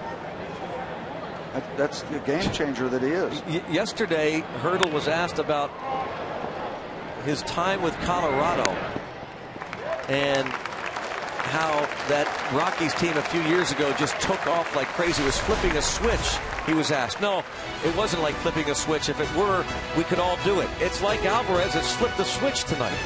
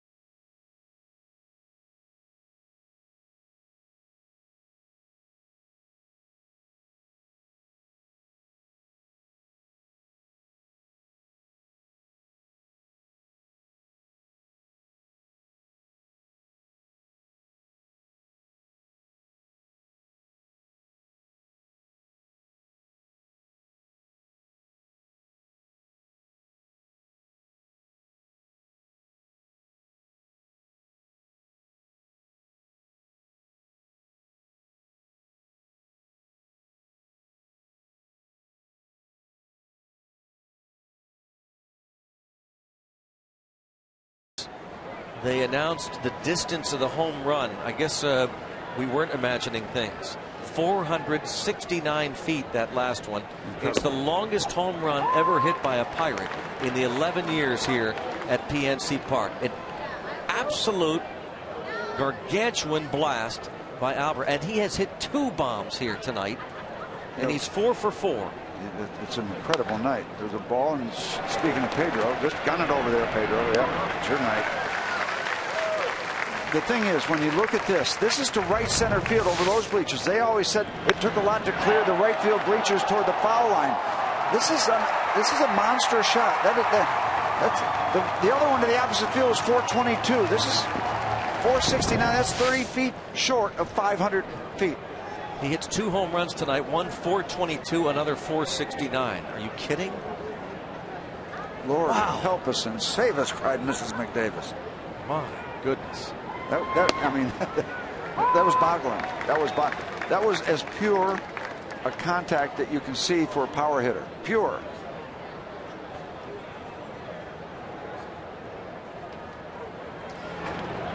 When they drafted Alvarez and they talked about what he could mean, you said game changer. We've seen it at times in his early career. We've seen stretches this season. But as the Pirates kept telling people time and time again, you've got to be patient with someone because he has power that is enormous. I mean, it is, I'm sorry to say, it's Stargell-like power. Oh, yeah. It's once in a generation power. That's why you don't give up on a guy like this. I mean, he's showing tonight why you don't give up on a guy like this. And they'll look you right in the eye and they'll tell you what he is capable of, and you get examples of it. This is a special night for Pedro Alvarez, for sure. He has done it all. He's made one spectacular defensive play. He's made the routine plays. In his 4 at-bats, that line single to center field, the home run over the notch that went 422, that made it 3-0. The double ripped off the wall in right in the 5th inning, and this one that bounces off of the Riverwalk toward the Allegheny over the right center field seats. He's had 3 victims: Westbrook, Dixon, and poor James McDonald, who has been brilliant. Yeah, he's almost that's right. He's taking a back seat. It's another victim. The headline, unfortunately for J-Mac, is more Pedro. That's okay. Tonight's 7th inning stretch is presented by the new face of Northwood Realty Services.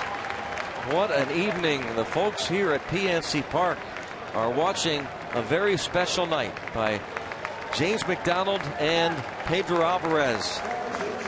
For the 7th inning stretch, we invite you now to stand, follow the bouncing Eaton Park Smiley Cookie.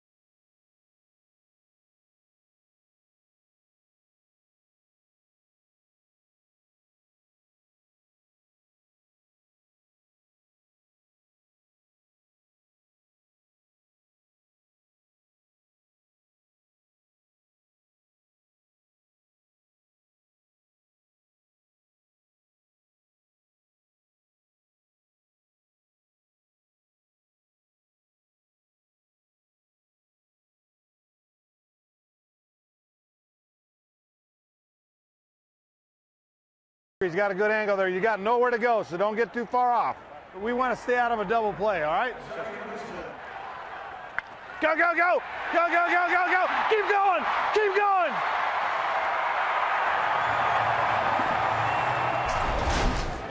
Brilliant planning to have Nick Leyva mic'd up on a night where the Pirates would score 8 runs, collect 13 hits in the first 6 innings of a ball game. He's going to get another PD coming around, you think? Maybe. Let's see, PD, will he get another at bat? Hope so. Need to get a man on. Line foul. Changes as Mike Matheny takes out some of his starters. Shane Robinson now in left. Over in right field, it's Matt Carpenter giving Beltran the rest of the night off. So Holiday, Beltran, and Furcal are back in the clubhouse. Fly ball to left, and that ball is driven by Barmes. The Pirates have their hitting shoes on this evening. Everybody seems to be getting a good swing, no matter who's on the mound, including and most especially that guy.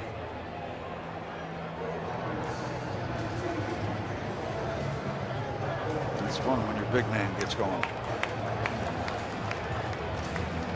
Pinch hitter for James McDonald, Jeff Clement.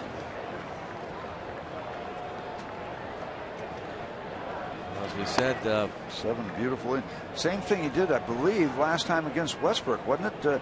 I know he just 6 gave up, innings, but 2 hits, yep, like tonight. Yep. That ball solid hit. Shot off the new shortstop's glove to Scalzo. How will they rule this? We'll find out. First, let's go down to Rob King. Thanks, guys. Time for our PNC achievement for the Achiever in You, and congratulations to Alex Dickerson, named the Florida State League Player of the Year after a slow start, putting up excellent numbers. 12 home runs, 88 RBIs, second in the league, also third in the league with his 31 doubles. Lots of attention being paid to Tyone and Cole and Hansen and Polanco and Marte with good reason, but nice to see some of these other guys having great seasons as well, guys. Indeed, yeah, you want your farm system stocked top to bottom. You want those guys at the bottom to keep moving up, progressing.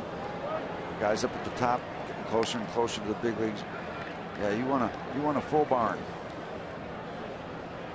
Congratulations. Dickerson, 6'3", 225 pounds, a big left-handed batter. James McDonald, big night for him. Yep, 7 scoreless, 2 hits, walked a batter, struck out 5. Really good work against a very good hitting Cardinal team, leading team in the National League team batting average, by the way. Thank you very much. James was terrific.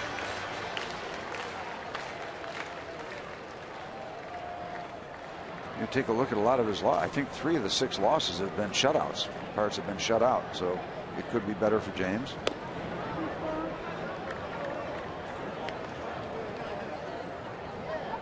Figure him to have what, 4 or 5 more starts. You know, it could wind up being a very strong year for James, even though it had that lull where he wasn't pitching well.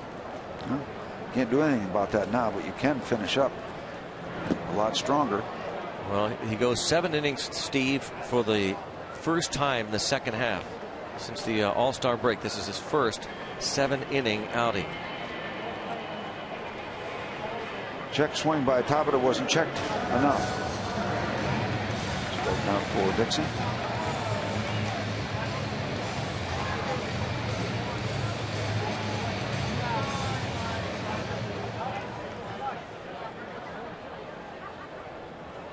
Travis Snyder at the plate. McCutchen on deck. 8 runs, 13 hits for the Pirates. No runs, 2 hits for the Cardinals.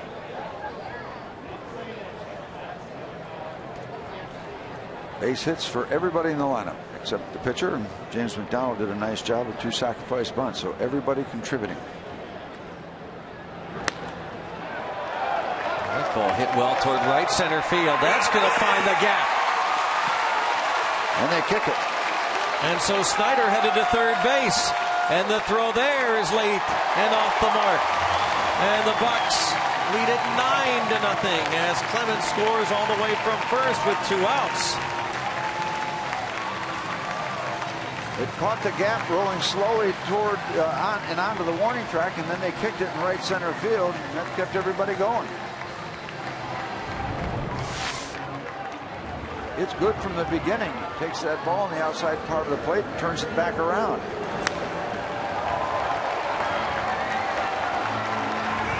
And it's going to get better as you see that ball keep on bouncing. A very generous triple, but he'll take it. And you'd think that'd be a double. You know, the ball was. Well, anyway, it's triple. Thank you very much. I'll say. It's that kind of night. Sheesh. Take that triple? Yeah. That's all right.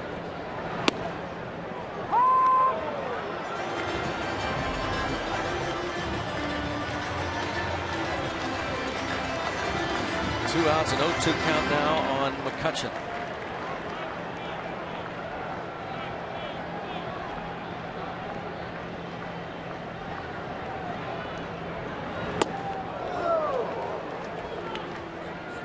Travis Snyder on base 3 times tonight, 2 hits. RBI triple to give the Pirates this 9-0 lead, 14 hits.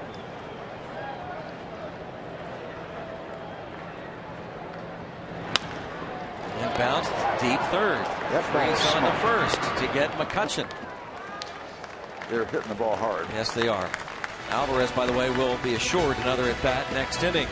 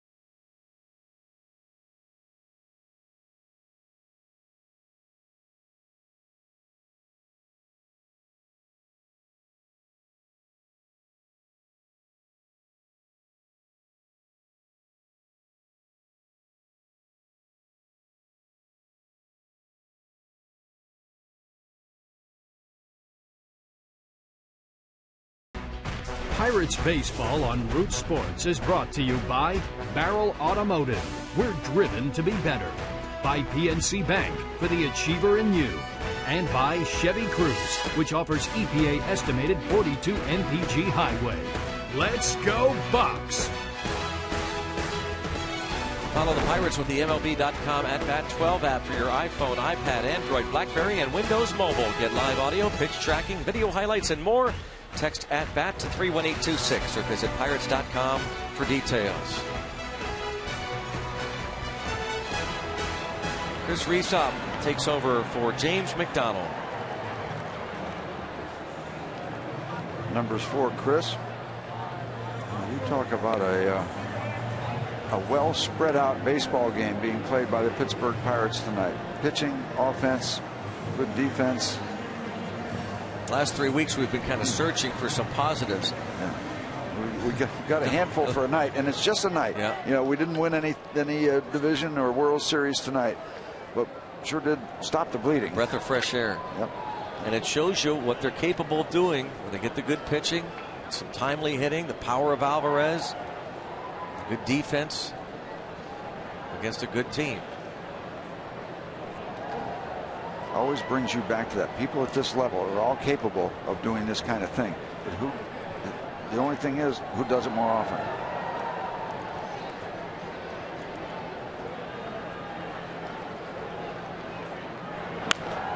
The Pirates did it often the first 4 months of the season. By the way, did we clarify the Molina injury? No, we did not. Left shoulder, upper back, and neck. And that left shoulder is the one he had to dip down to get that throw as it came in from Beltran that way. And that kind of exposed the left shoulder to that hit. That's kind of point of contact. That's why Tony Cruz is batting, by the way. Molina was forced to lead the game with the upper back, left shoulder, and neck strain. He's listed as day to day. Backup catcher Tony Cruz. Oh, line drive to center field.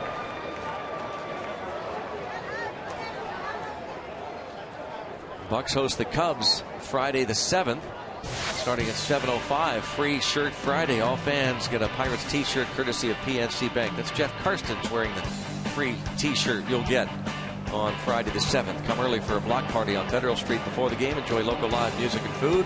For tickets, go to pirates.com/Free Shirt Friday. Clemente theme on that particular t-shirt. Jeff Karstens had a bullpen session earlier today.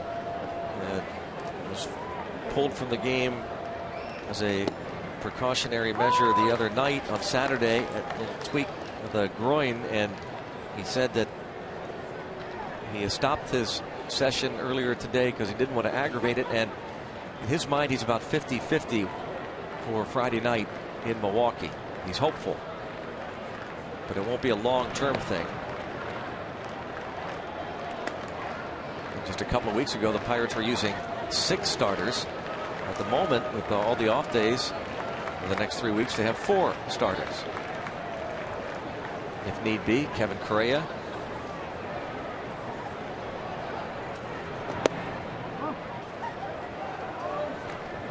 Kevin Correa in the bullpen available, and Ray Searage alluded to that. KC, as they call him. And if you're just joining us, and we're sorry if you've missed a lot of this, we wish you'd been with us all the way. Bedard was released this morning. Boy, 2 line drives right up the middle. Rysop has to duck both times. I shouldn't say this morning. Late last night, Bedard was unconditionally released.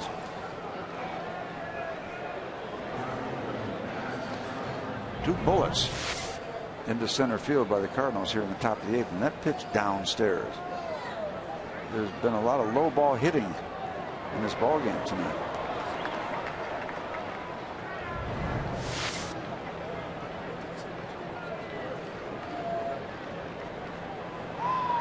Two hits off of McDonald in his 7.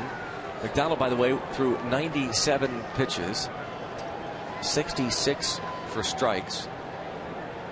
Now Rysop gives up back-to-back hits to begin the 8th and faces Rafael, or rather Matt Carpenter, who is one of the players inserted in the bottom of the 7th inning to give some of the regulars the rest of the night off, including Rafael Furcal.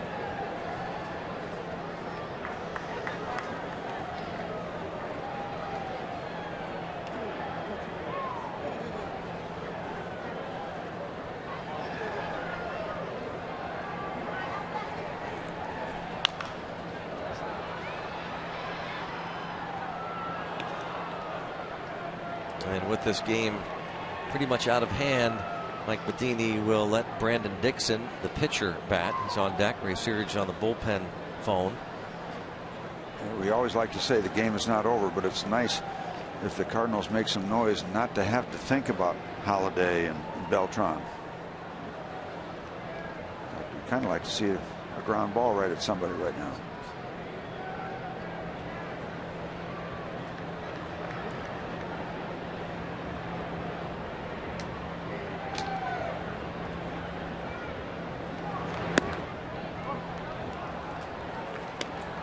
Matt Carpenter with a 2-1 count. He started at third base last night. Was 1 for 3 plus a walk.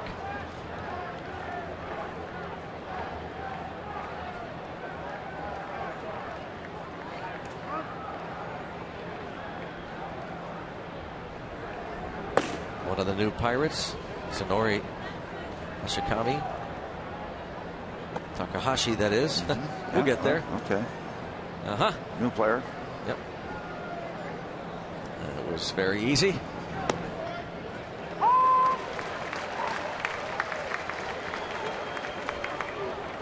Two and two. Hisanori Takahashi, like I said, is loosening in the bullpen. Left-hander Takahashi.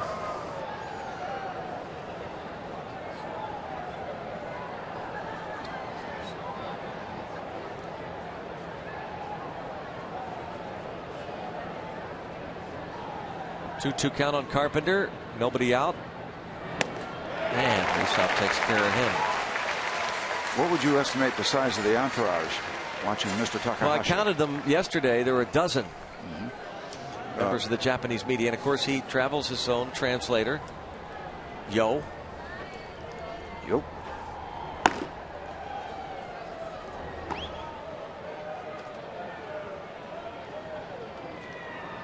The batter is the pitcher, Brandon Dixon. Was that a member in uniform the other day we saw of that entourage, or was it? Not sure. Just somebody in uniform, perhaps not a member of the entourage.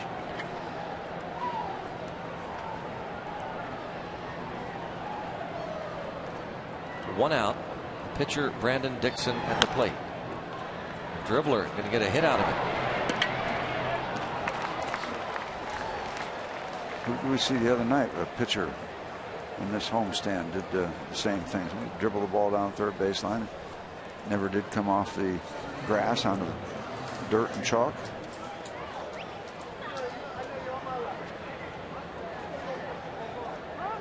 Swinging bunt single.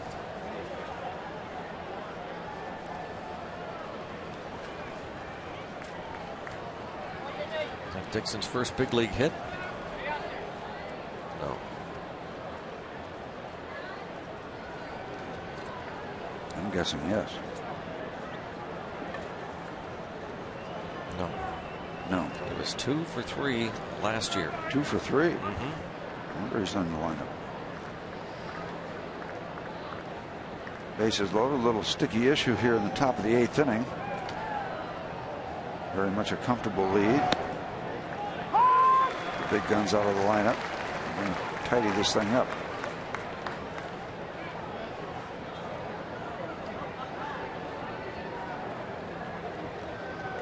John Jay now with a 9-game hitting streak, doubled in the 6th, one of 2 hits off James McDonald.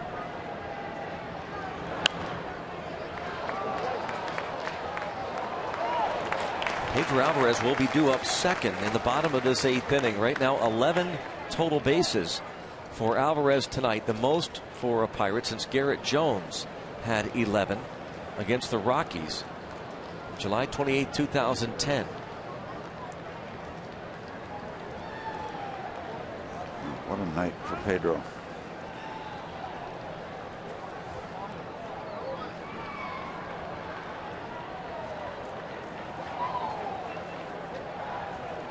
To the count.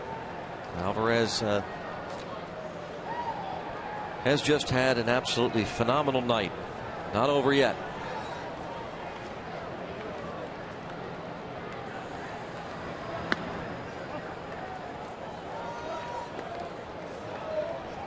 Two home runs for Alvarez. He is 24th of the year. In the 3rd inning, came with McCutchen on second and 2 outs. It was hit over the 410 sign in left center. It traveled 422 feet. He topped that one with his mammoth shot, and here he is again. Took a step toward third, decided he'll throw to second, and good decision. A double play. Good night, Pedro.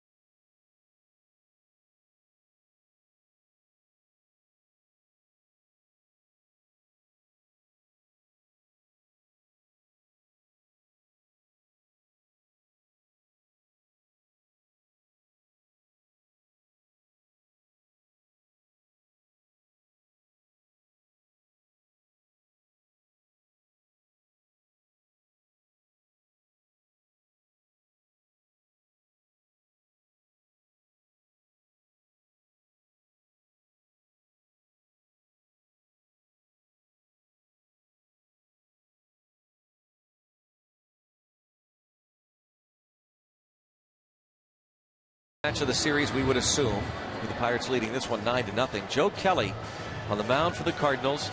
14 games, 4-5, 3.26 ERA. Wandy Rodriguez, 8-13 ERA, just over 4 on the mound for the Bucks. And Wandy coming off a pretty good start last time up. Did a good job.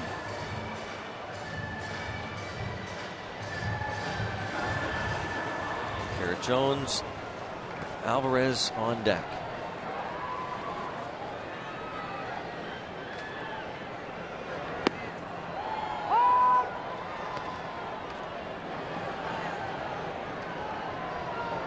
James McDonald standing by. We appreciate J-Mac taking a little bit of time. And boy, what a pleasure it was to watch the McDonald Alvarez shows. First, let's talk about your show, J-Mac. Must have felt great tonight. Yeah, I felt really good.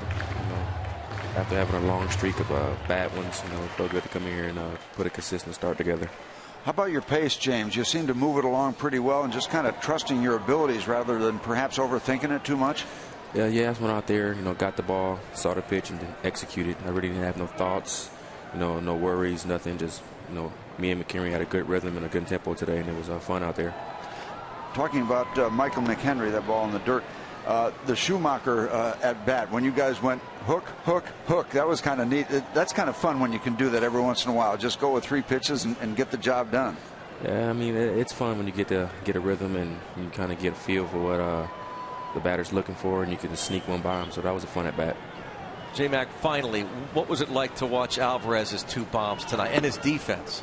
He made some great plays behind me early in the game, late in the game. He just made one last inning, double play, and he's swinging the bat really well. The last couple of games, he's been swinging the bat really well. It's good to see him hit a couple balls out the park today. Congratulations on a great start, J-Mac. Thanks for being with us. All right, thank you. James McDonald, and here is the man, Pedro Alvarez, stepping to the plate.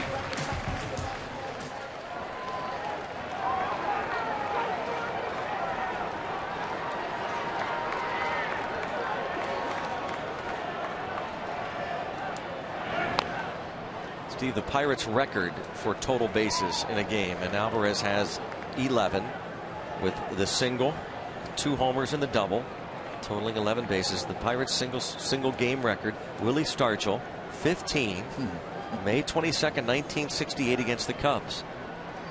Alvarez would have to go deep right now to reach 15. Willie used to torture the Cubs. I mean, he just torched them. I don't know what the overall numbers. Darrell Ward, last Pirate cycle against the Cardinals. Thank you very much. Darrell Ward, a big guy, left-handed slugger. Down on strikes. Still a fabulous night for Pedro Alvarez, and the crowd acknowledging that. Gave him a curtain call after his 6th inning homer.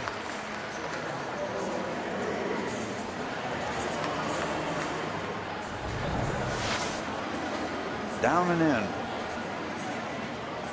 To chase, the strikeout. 2 down in the 8th. Take a breather. Of course, you're going to get the ribbing after that. You know what they're all saying right now? Can't you do anything for us tonight? Come on. We're looking for you to do something to help this ball club.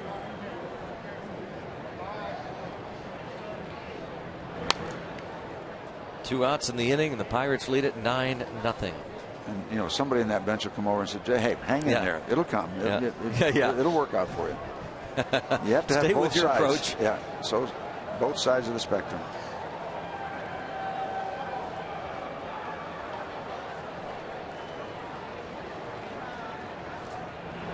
Well, 17,492 saw it tonight. We hope that you will go to Pirates.com. Plan on coming out tomorrow night for the concluding game of this series.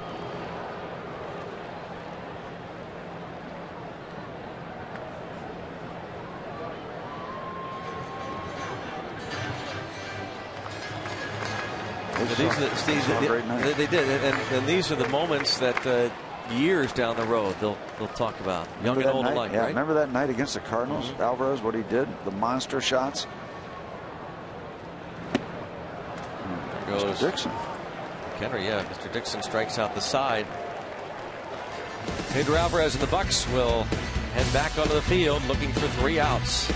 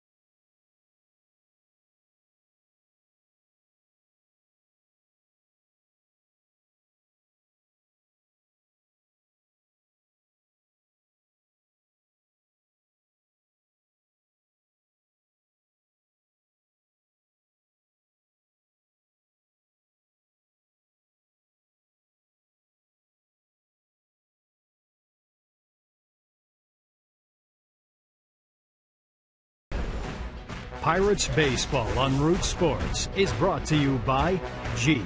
Now get a great deal on a legendary Jeep vehicle at the Jeep Summer Clearance event. By AT&T, the nation's largest 4G network. AT&T, rethink possible. And by Levin Furniture and the all-new Levin mattress stores. For a great deal on a new bed, shop Levin's. Let's go Bucks!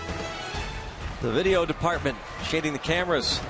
What work they do every night, and what great work everybody did in the trailer. All the gypsies there waving to you and studying things.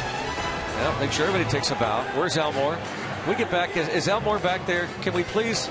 Come on. He can't step up and take a bow. Oh, that's weak if he can't do that. Where is he? Get him up. Come on. Come on, everybody. Where's his curtain call? There we go. His hat. We'll keep an eye out for him. Tsunori Takahashi takes over. Well done. I want to thank Nick Leyva for being mic'd up tonight. The Pirates' third base coach, Ray Searage, for talking to us live. The Pirates' pitching coach, James McDonald, moments ago, talking to us. The Pirates organization for allowing us special access tonight. All the hard work that goes into a special evening. All the folks involved at Root Sports. A little pop up, shallow left. A nice running grab by Tabata. Take care of Schumacher.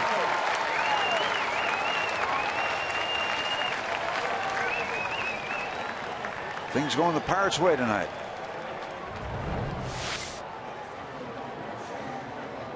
I didn't think we had a chance to get that ball caught. Jose comes on. Eyes locked in. Nice grab. The AGH cam.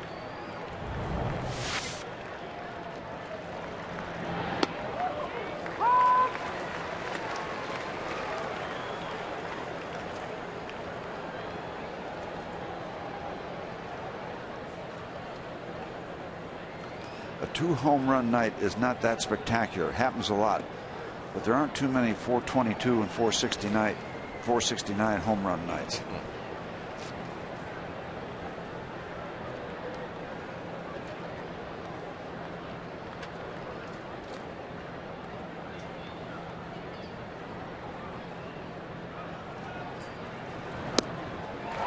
Shane Robinson's first at bat. See a little hesitation by Takahashi as goes through his windup.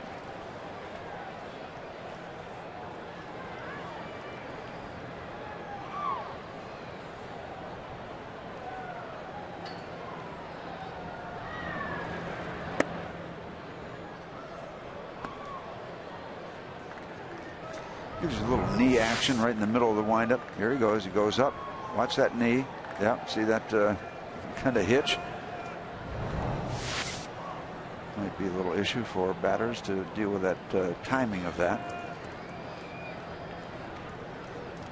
Might think that the ball is going to be released a little earlier than it really is.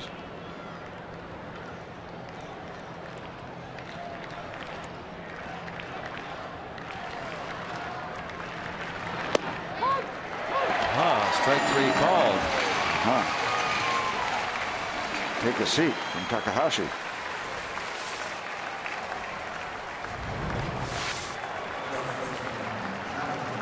Henry set up on the inside, and that's exactly where the ball is delivered. And it's delivered. It's not nothing, folks. That's right. Many times the catcher will set up, and if the ball's thrown where he is, hey, good enough. That's a pretty good shot if you can hit that glove without having it move, even if it's off the inside corner. Never lose hope, Pirates and Pirates fans. We will continue to root for you. Yeah.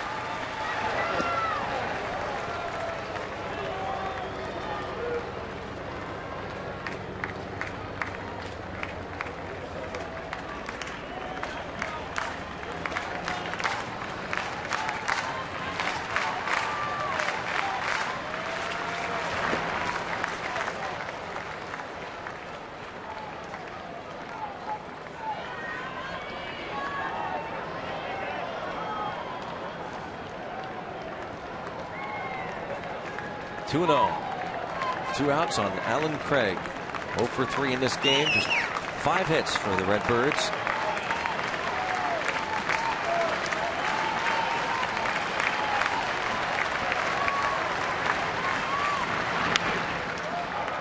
Two and one. Takahashi picked up off waivers from the Angels. Angels signed him to a 2-year, $8 million contract, so they high hopes for Takahashi. They spent some money this winter, didn't they? Yeah, they did.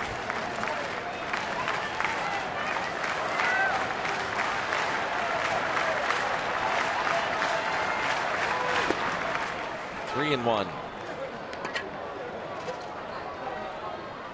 With the Mets a couple of years ago.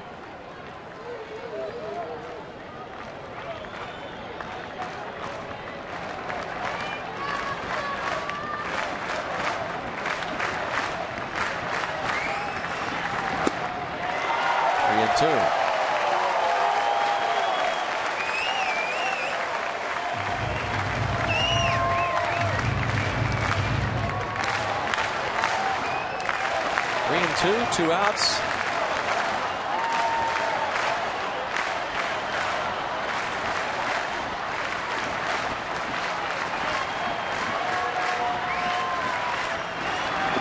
Rays the Jolly Roger. A whitewashing of the St. Louis Cardinals. Pedro Alvarez leads the offense. And the Bucks have evened the series and moved back to within 2 games of the Cardinals. I'll have a Big Mac and a double order of Alvarez. Good night for the Bucks. A clearing of the air